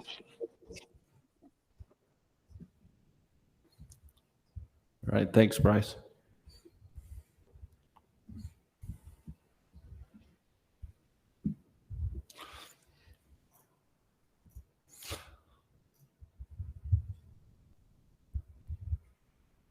Okay. Questions from RAC chairs? All right, director summarizes public input. Thank you, Mr. Chair. On agenda item 11, CWMU variance requests, we had 4 submissions. 2 comments strongly disagreed with the division's proposal and 2 comments were neutral. The themes on that, one of them was a general CWMU comment on the benefits of the CWMU program for the public. And if these requests are creating more space for public access, then they should be approved. If they create less space, they should be rejected. A comment to the trade lands should only be used in very limited situations and only when it benefits public hunters. If there are trade lands, it should be mandatory that the operator, the CWMU operator, must post their land as open to hunting. And the last one, please vote no to allow the CWMU variance request. It sets a terrible precedent, has the potential to allow a CWMU hunter to hunt off the CWMU. That's it. All right, thank you. We'll have our RAC chairs report on motions. So the Southern region had a motion to accept the division's recommendations as presented with the contingency that if the CWMU revision does not allow this, the rule revision does not allow this, it will not be grandfathered in. And that passed unanimously. Thanks. In the Southeast region had a motion to accept, and that passed 7-2. The 2 that voted against that. We're both not comfortable with continually offering variances. They felt that it was important that we just followed the rule as written. Central Region, if I can have just a second for background. We had a motion to not accept either of these, and that passed with a vote of 6-3. The reasoning was, just like Bryce brought up, the rules being revisited right now. One of these is a variance on top of another already approved variance. The other one is trade lands. Both of those things are going to be visited in this next rule meeting. And like we just heard on the COR in the last one, all the people that had it just got grandfathered into the new COR rule. And so our RAC was in favor of waiting till this rule's been visited and then address these variances rather than grandfather them in advance. Okay, in the Northern Region, we had split this into two motions. The first motion was to accept the North Peaks variance with the understanding when the rule committee convenes that the decision made by the committee would supersede this decision if differences occur. The intention there was to not allow it to be grandfathered in. That passed 9-2 with one abstention. The two opposing were not in support of the continued exceptions to the rule and wanted to wait until the COR renewal in November. The second motion was to accept the Avinequin Canyon variance request as presented. That passed 9-2 as well with one abstention with the same sentiments as the first motion. Thank you. Northeast. I'm sorry. Go ahead. Northeast Region unanimously voted to not approve either request based on the precedents it would set. And it was, again, with not an official quorum. Thank you. Mr. Chairman. Yes. I made a mistake on that. I got ahead of myself. We didn't pass unanimous. I was so excited that we passed them all unanimous. We actually had one opposed on this. Okay. Just a clarification. Thank you, Braden. All right, with that, we have one comment card if anyone else wants to fill one out. Gary Webb. Gary Webb, I'm the operator of the North Peak CWMU. Hopefully each of you received our email. I want to echo what the Division of Wildlife said.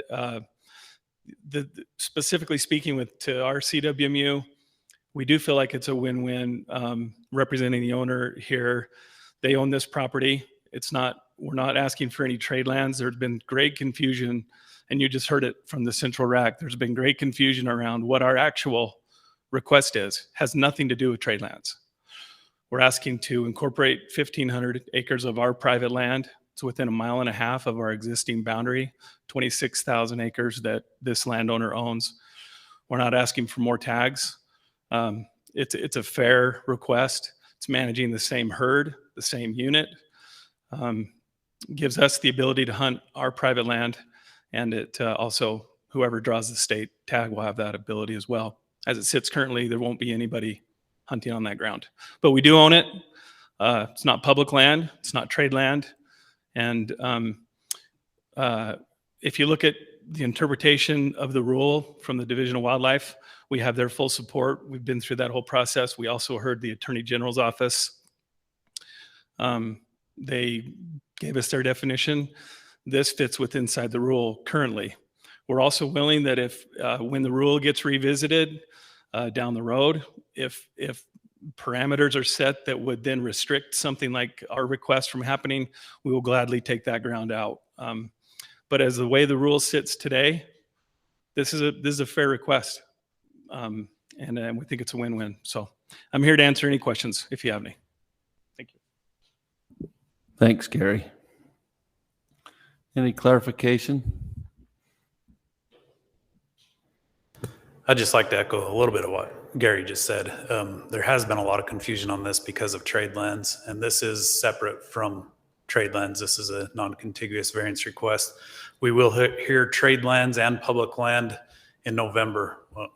Everyone that gets renewed, the year of their renewal, if they have public lands in them, it's going to be brought back before the RAC and the board to be discussed. So if there's any thing that people feel like are unfair about trade lands, I would say we discuss that then, and this one's on just non-contiguous variances.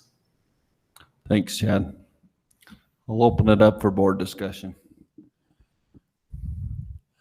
So Chad, I have a question.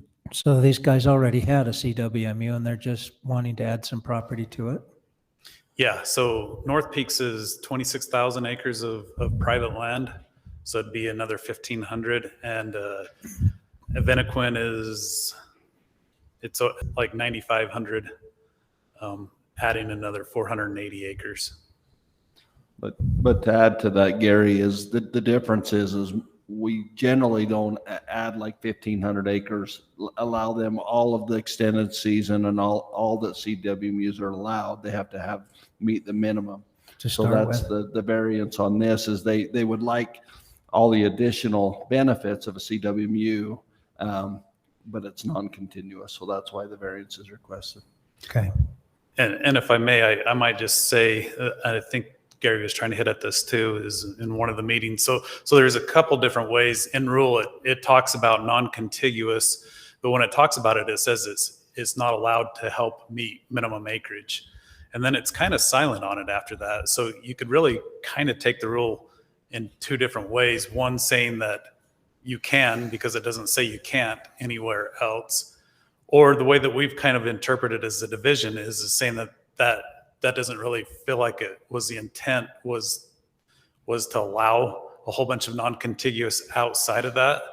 And that's why we took it through this process, is we really wanted to vet that of whether these merited being added into CWMU as being non-contiguous. And that's why we went through that process and feel like we really got to a good spot with all the discussion and are comfortable with adding it in.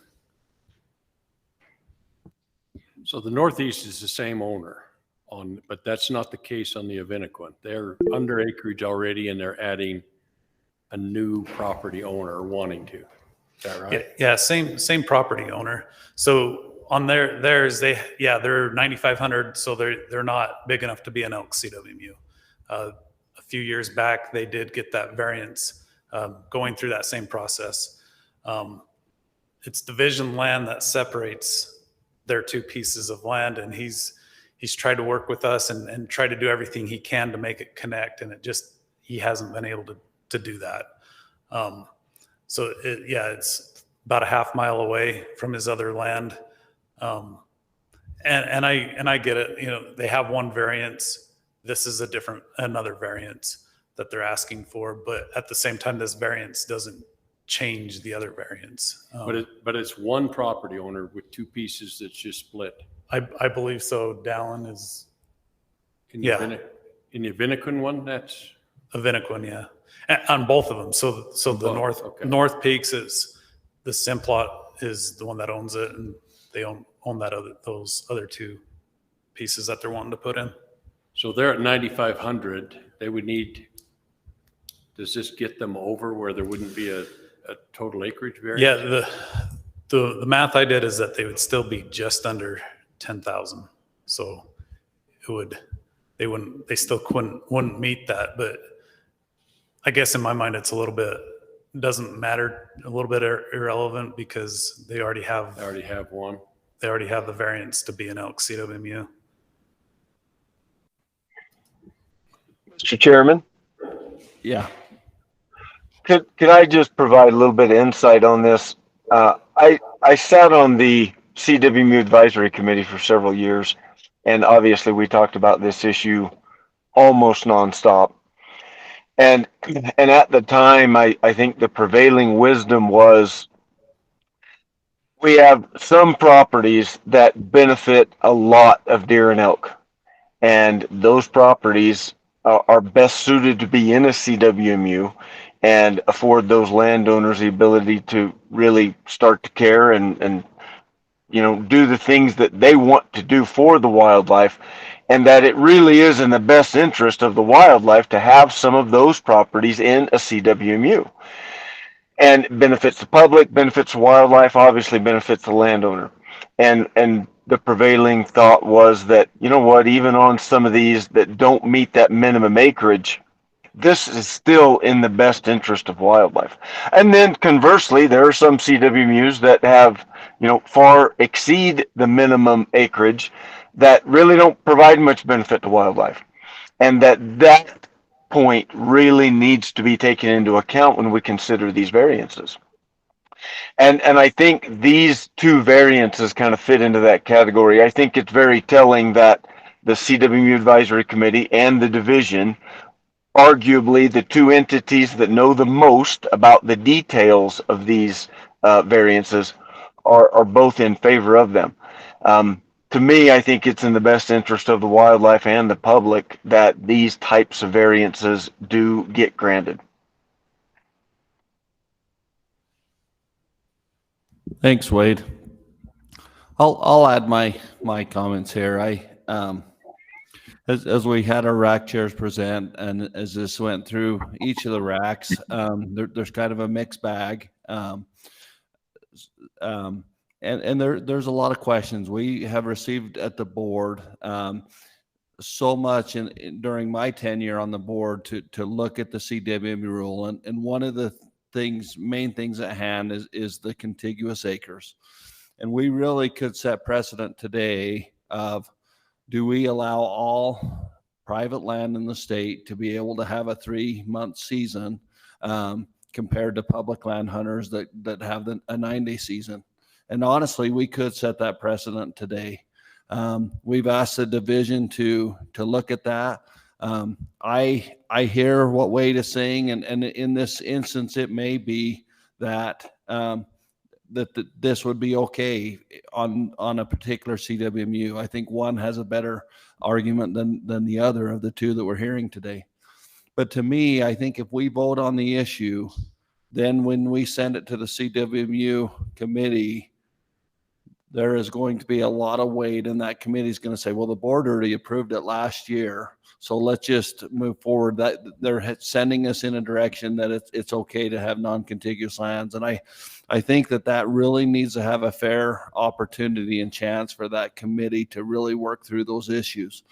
How many tags does that affect when you start talking about all the opportunities that a CWMU have? I think the best place to work through that is in a controlled environment with a lot of discussion. So I think the better time to vote on that would be when we go to rule this next year, would be my preference.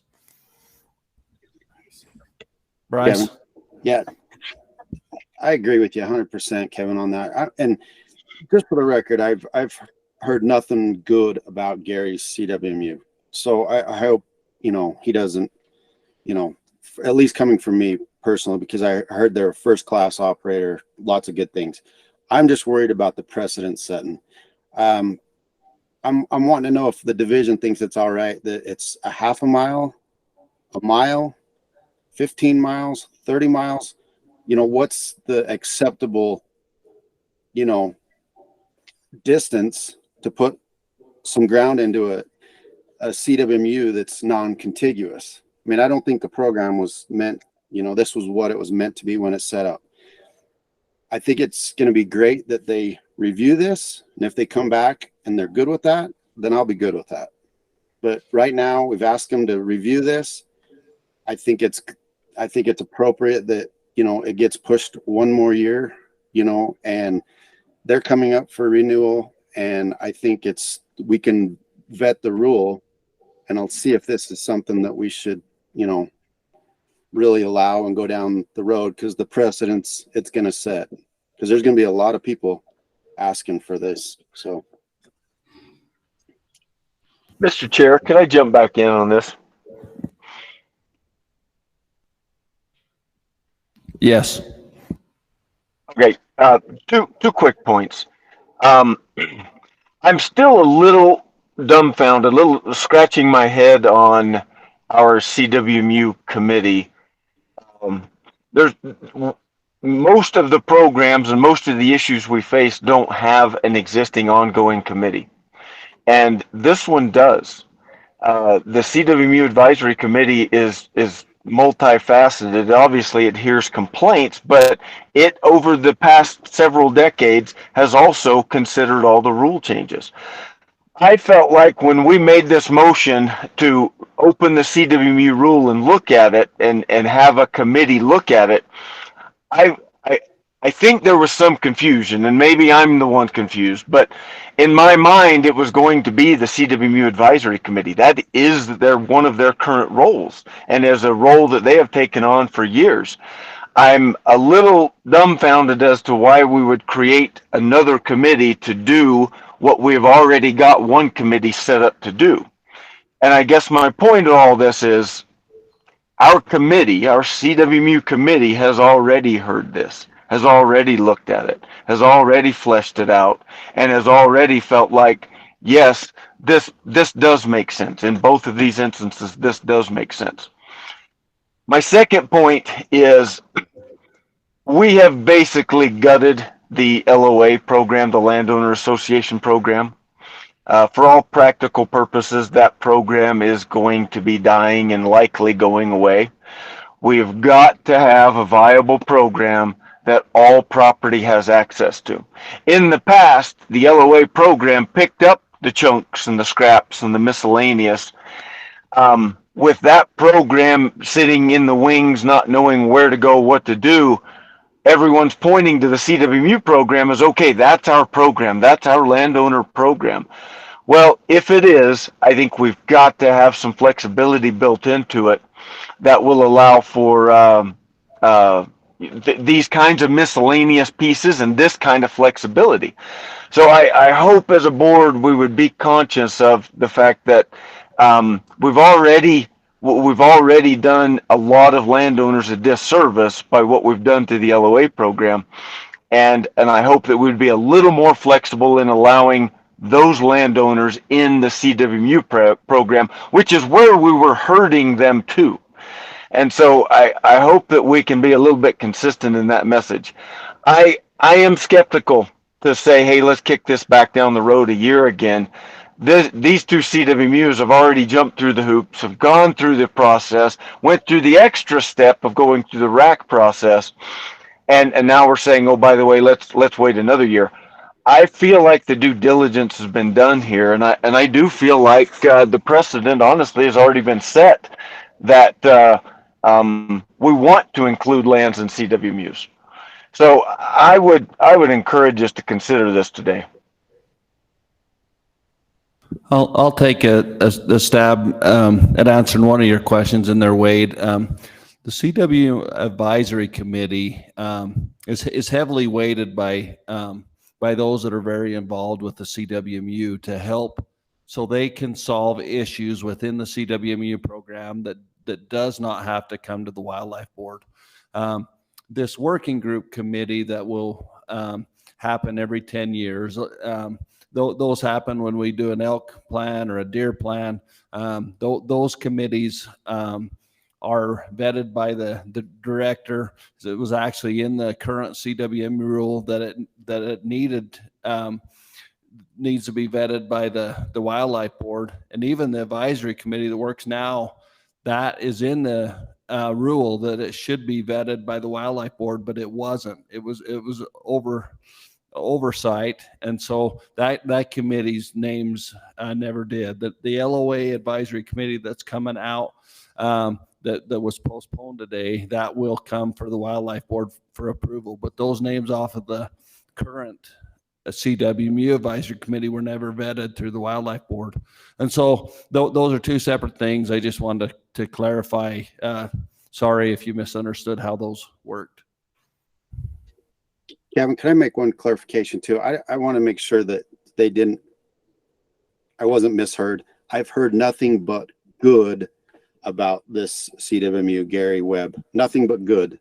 He's a first-class operator. So I want to make sure that was heard 100%. So thanks, Bryce.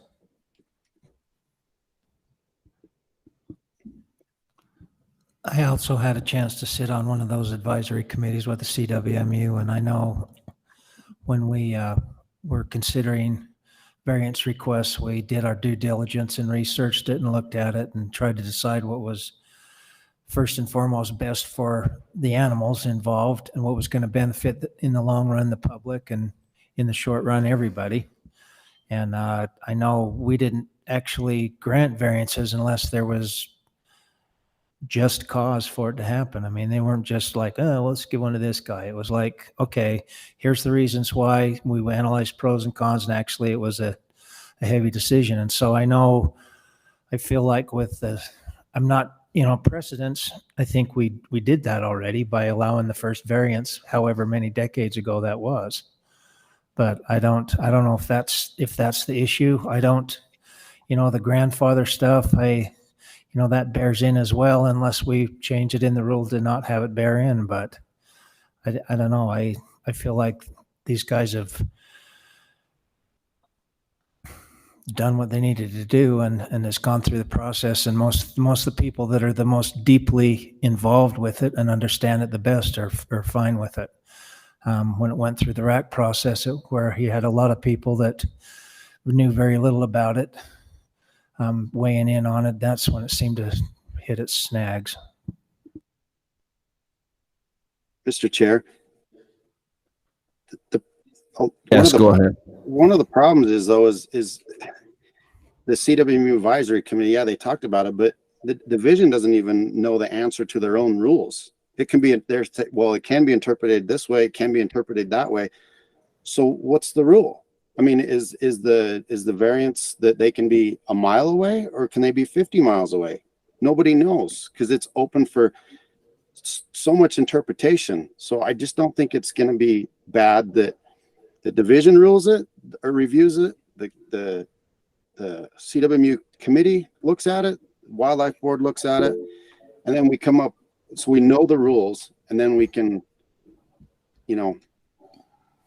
or issue the variances in the future if we need to, or we just know the rule. But I just don't think it's going to hurt that they review it. We know the rules, because it will set a precedence in the future. Thanks, Bryce. Wade? I just wanted to comment to what Bryce saying. I mean, I get where he's coming from. It is, as Chad mentioned, it's a little vague, and it leaves it open. And I think anytime a public body is looking at a rule and trying to define it, if it is open, it is up to that public body.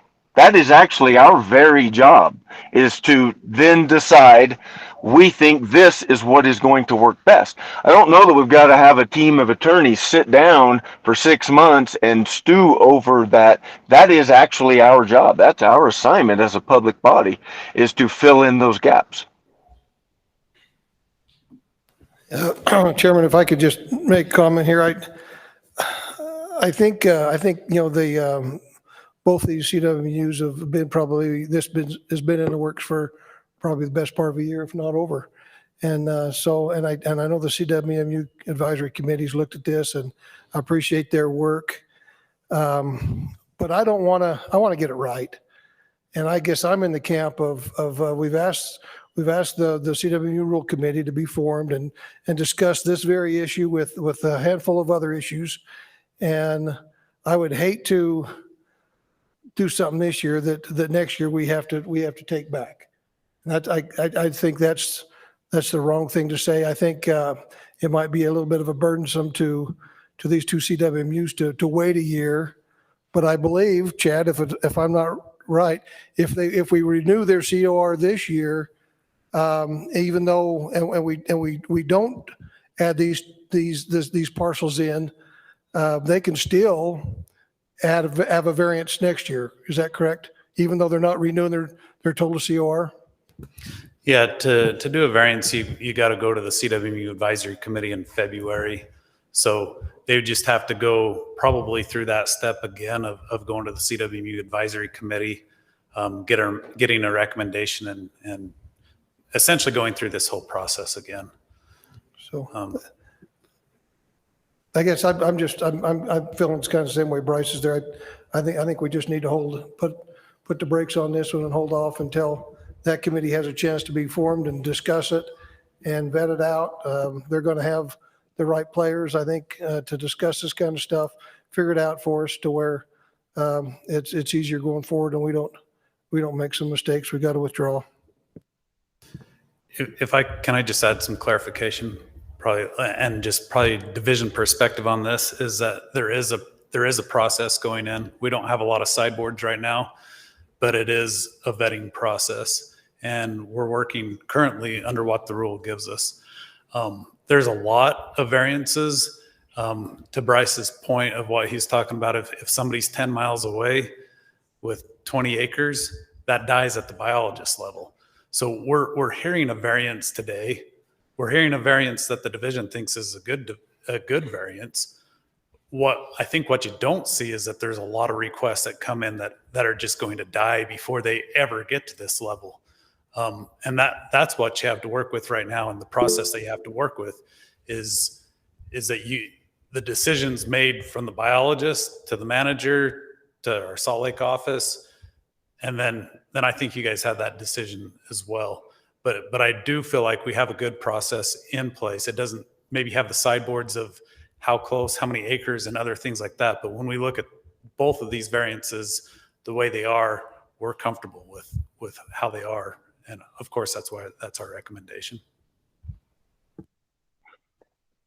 Mr. Chair,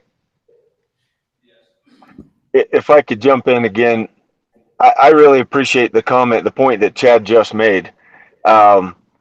It's not like we're in the wild, wild west and everything's up in the air right now and we're just waiting for this rule committee to settle our nerves. These types of things have been going on for a decade already. And as Chad just illustrated, has been handled very, very well, very competently. Precedents have already been set. They've already gone through this process. I really feel like we're just kicking this can down the road. And going to ask them, oh, and by the way, just turn around and do everything you just did all over again. There is already a good process in place. It's not like anything that is decided today is going to change that process or set any precedent. I really disagree on that point. This is not the first time this kind of thing has been heard.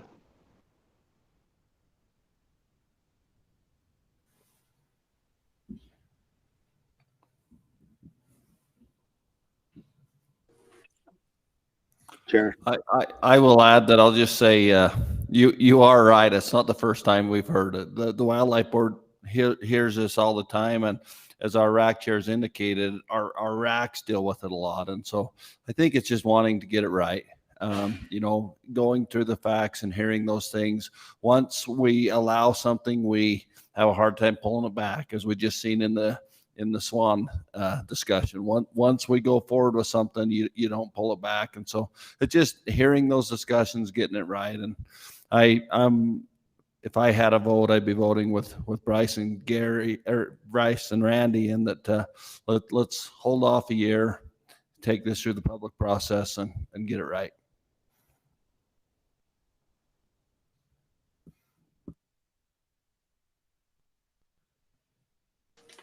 Mr. Chair, can I make a motion? Sure. I make a motion that we deny these requests solely based on the fact that it's going to be under review this coming year, and that we revisit it, after the review. Got a motion made by Bryce to deny the requests until after the CWMU Rule Committee has convened and take it through the public process. Do we have a second? I'll second it. Okay, we got a rule and a second. Do we, Brett or Wade, do we have, are you guys comfortable voting on this, or do you have any statements for CWMUs? No, I thank you, Mr. Chair. I think just for the record that obviously these two CWMUs are not impacted by myself. I can't speak for Brett. And so there wouldn't be a conflict. Okay. Do you think that the precedents that it would set, that it could add, a CWMU could add additional acres? Do you think that does that weigh in your decision? I guess back to my earlier point, I don't think this sets a precedent. I think that's the very nature of a variance. Is we're asking for an exception to the rule. I think, I mean, there's so much water under the bridge on this issue. I don't think this sets a precedent. And so I don't think that would factor into any conflict that I could have even potentially down the road. Okay, thanks, Wade. Any other discussion? Just a couple quick questions. Chad, so these are, I'm just confirming, because it's different than what I thought. This is not bringing on another partner in Aviniquin. This is the same property owner. He owns both pieces and they're close. Right. And the same with Northeast. It's Simplot, big landowner. They already far exceed it. They're just adding. Yep. Brett, are you on? Yes, sir. Do you have any thoughts or questions on the motion? Well, I just think that I guess I'd have to side with Wade on this discussion. I think it's been worked over. So anyway, that's where I'm at. Okay. All right, I'm going to call for a vote. I'll start with Carl.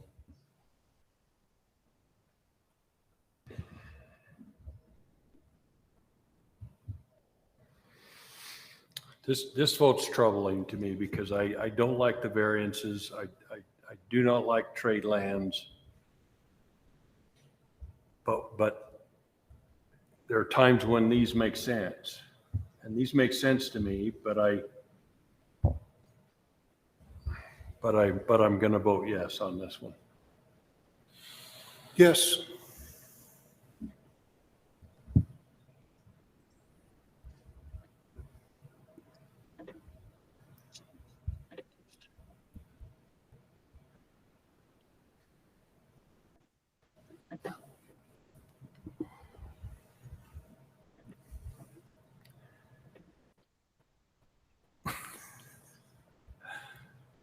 Would you restate the motion? And let me just, I So don't know if the I've twisted it in my own brain already. Yeah. So the motion by Bryce was to deny the variance and wait till the CWMU committee can review like the contiguous acres and all that. And so it's to deny these requests and wait the 1 year. And we put a date last meeting that the division come back by June of next year with the recommendation.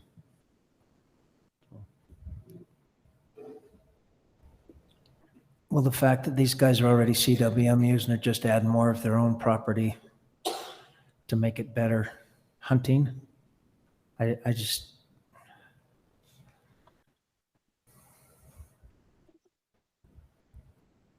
I'm going to say no. Bryce? Yes. Brett? No. Wade? No. Okay. You had to let me go. You had to let me go out with a bang, didn't you? I too, Mr. Webb, have done a bunch of phone calls, and I've heard nothing but good. And I know there's some great things there. My concern is that the conditions that you have on your landscape, the precedent that it sets throughout the state is not the same. And I would really like that committee to look at that. And so my answer would be yes. So motion passes, variances are denied. With that, let's go to agenda item number 12.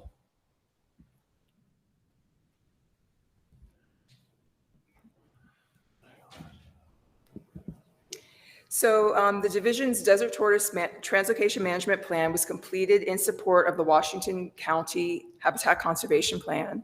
The main purpose of the plan is to outline how displaced tortoises from developed areas are to be used to enhance desert tortoise recovery efforts and minimize impacts of the Washington County's incidental take permit. The process to translocate tortoises, I'll just quickly review it. Basically, private property owners in incidental take areas contact Washington County and let them know of their intent to develop their property. Washington County goes out to the property and surveys the area and removes any desert tortoises that are in harm's way. And then they, of course, can ask for assistance from the Division of Wildlife Resources. And then those tortoises are then placed in the temporary care facility in Hurricane, Utah, and the division will assess the health of those tortoises. And those tortoises that are healthy are then translocated in the spring and the fall to the Red Cliff National Conservation Area or the Red Cliff Desert Reserve. And so to date, we've actually translocated, since 1999, we've translocated 575 tortoises to Zone 4, which is basically close to Leeds and north of Hurricane, Utah. And what we're hoping to do is expand our translocation site to not just Zone 4, but to include also Grapevine area. And that is still within the Red Cliff Desert Reserve and the Red Cliff National Conservation Area. So if you have any questions, I'd be happy to answer them. Thank you. Questions from the board? How do they do? Actually, we've shown that tortoises are very successful. The translocation program is very successful. So we have annual survival of over 90%. We've seen increased growth of tortoises relative to native tortoises. And initially, when we first started translocating, the density in that area was 0. We hadn't encountered any live tortoises. But by 2017, the density was over 13 tortoises per square kilometer. So yeah, it's been a successful program. What's our sheep transplants for doing that well? I was just going to ask her if she could give some training for our other species.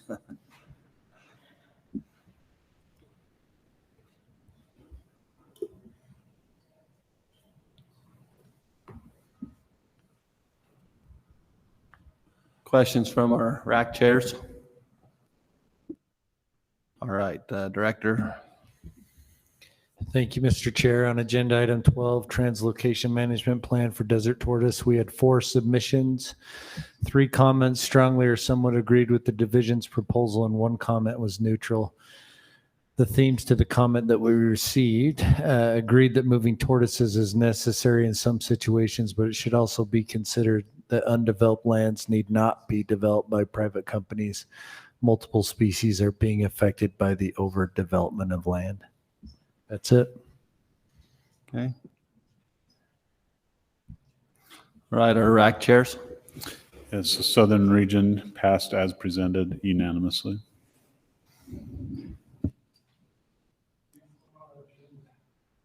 Oh, okay, perfect. All right. With that, do we have any comments? Okay. All right. With that, we'll come back to board discussion.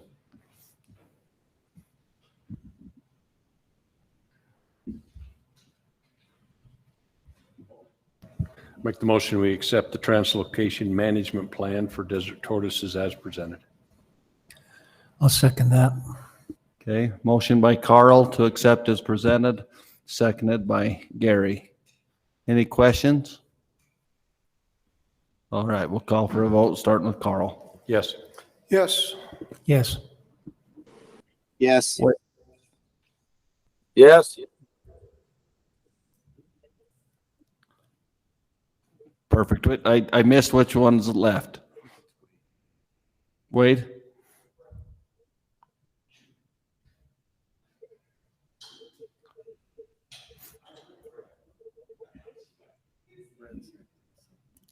Are you there, Wade? Oh, he just left the meeting. Okay. So we'll, motion passed. We'll show Wade is absent. Okay. All right. We will go to agenda item number 13 has been scratched until our August meeting. So with that, we will go to number 14, agenda item 14. So with that, I'll just start. We will have an election for our board chair and for our vice chair. If we can, we'll keep those separate. Let's first go with the board, and after we do that, then we will have the vice chair. The way we will do it is if we have a motion for an individual and we don't have anyone else that would like to run, then we don't have to call for a vote. That they would be granted that. If we have more than one person that would like to run, then we have a piece of paper in our packet. We will do a silent vote. Stacy will come up and get those papers, and she will. If you are online, please text Stacy the name. She will not state how you voted. She will just say who the winner is. She will come up and tell Jay who the winner is. So with that, I'll start the discussion. And generally, the board chair doesn't ever make a motion, but I'm going to make a motion.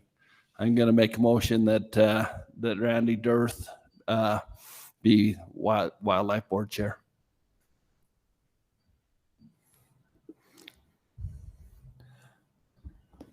With no second, I guess we can move on. Is that a motion or a nomination? That nomination. Okay. That's funny, Randy.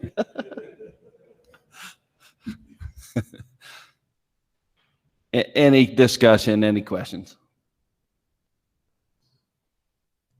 Okay, everybody's comfortable with that?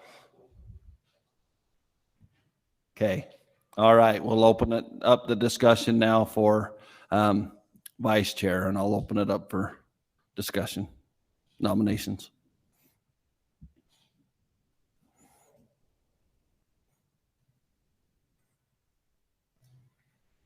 I guess I'll just put it in 2 cents. I think I've heard 2 individuals that would like their name thrown in the hat for it. I think I've heard both Bryce and Gary.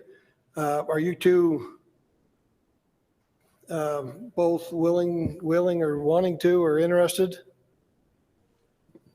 Yeah. Yeah. Okay. Okay. With that, should we, do we need official nomination or can we vote? Okay.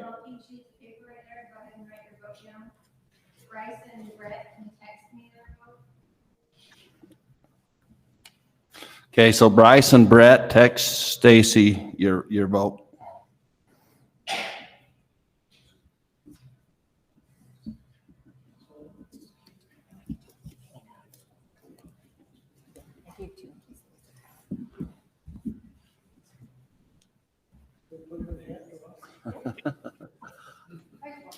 Do it however I want.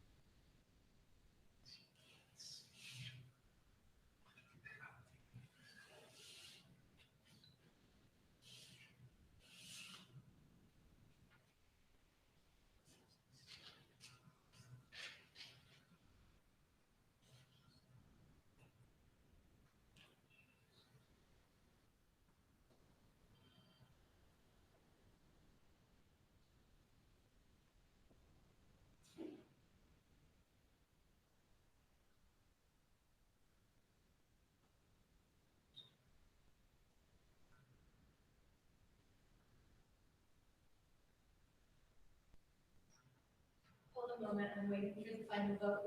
Feel free to talk amongst yourselves. Kevin, can I take 2 seconds?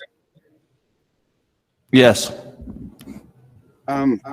So I just wanted to publicly tell you and Carl how much you guys have taught me and influenced me over the last couple of years that I've been on the wildlife board, and also that I was a RAC chair. I've learned a lot from you guys. I've really learned to see how you don't have any selfish interest. You've always looked out for the good of the public resource, the stewards of the land, the people that use it. And I don't know, I really look up to you guys. I'm going to miss you guys being on there. Hopefully your legacy will continue to live on that board.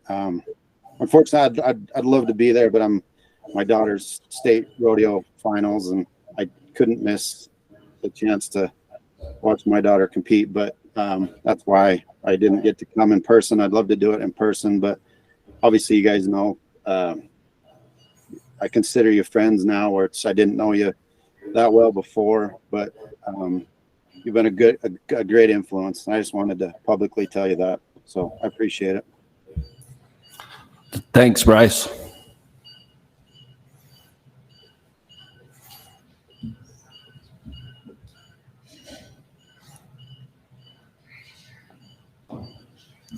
So I'll give a little advice to our incoming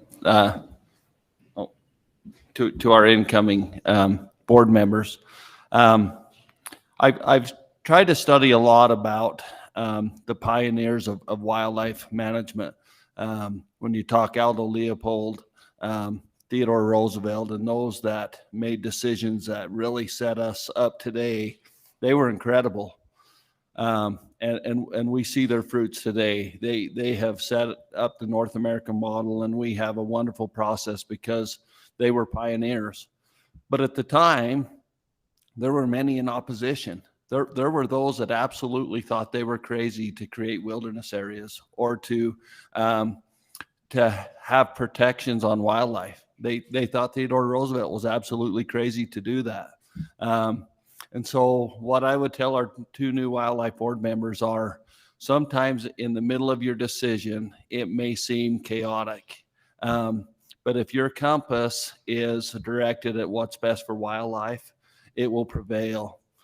And in 100 years, nobody's going to know who that critic was or what their opinion was, but they will know the legacy that you left. So really look forward to what you guys will do. It'll be wonderful. So I would just tell the division that each one of you, I consider you a friend. Appreciate the opportunity that I've had to serve with you. Thank you. Just say it was an honor. I appreciate this opportunity. Good luck. It'll be ups and downs, but it'll be wonderful. But this is a amazing process. Division staff are incredible. The public, I've met so many great people. It's been a great opportunity. I'm honored. So thank you. You two are my mentors, so I hope you think you're not going to go away, because I'm going to need lots of help. So I'm not throwing away your numbers. Thanks. When people talk to me when I get back home, they mention comments that you two have made all the time. They have appreciated their voice of reason and just your perspective. And I think the thing I've appreciated the most is your well thought out opinions about things. I mean, or your research of the facts and an understanding of what the issues are before you actually come in to decide. I think that goes with this job, but it's not always evident. With you guys, it's evident. So I thank you very much. Thank you. Hey, this is Brett again. I want to weigh in with our current. You still the chairman, Kevin? I've got such a kick out of the way you've included me in so many decisions that have been made. I always expect a phone call now before a meeting, and just to talk about what's compare ideas. And you've been a fantastic chairman, and Carl, I haven't always agreed with everything, but man, I just love your insight and your thoughts and your thoughtfulness. So you will be extremely missed, you two. Thanks. Chair. Yes, I'll say one thing to Brett real quick, and then I'd like you to jump in, Wade. Brett, the one thing I won't miss is how many tiebreakers. Since you're always at the end of the table, you sent a lot of tiebreakers my way. But it's been an honor to work with all of you. Wade, go ahead. Mr. Chair, that is true. You have had your share of tiebreakers the last 18 months. I apologize. I keep losing service, but no, I just wanted to share my appreciation and gratitude to both of you. I mean, I've never met two people that cared more about Utah wildlife and fairness and doing the right thing for the right reason. And you will absolutely be missed. The wisdom and knowledge that the two of you have, it's going to be very, very difficult to replace. And I appreciate the relationship I've got with you, both personal and on this board. And just want you to know we really do appreciate you. Okay, Wade, thank you. And we need you to text Stacy, so we have a nomination for Gary and Bryce, and we need you to text Stacy the name. And speaking of tiebreakers, I guess everyone knows now we're asking for the tiebreaker. So I apologize. So this is going to be for vice chair, I assume, correct? Correct. Okay, and Rand in position to be the chair, correct? Yes. Okay. So if everyone else has already voted and it's tie break, should I just say? Yeah. Obviously, either one of Bryce or Gary would do a great job. They're both very well suited for this, and I deeply respect both of their opinions. I think I'm probably going to vote for Gary to be the vice chair, and I guess that kind of wraps itself in 2 years to a different position, but that'll be my vote. Okay. Thanks, Wade. Glad I didn't have to publicly do that. That was Bryce knows, harder than Bryce knows I love him. Bryce knows I love him. Yeah. So thank you. Do we have anything else? Okay. With that, meeting adjourned.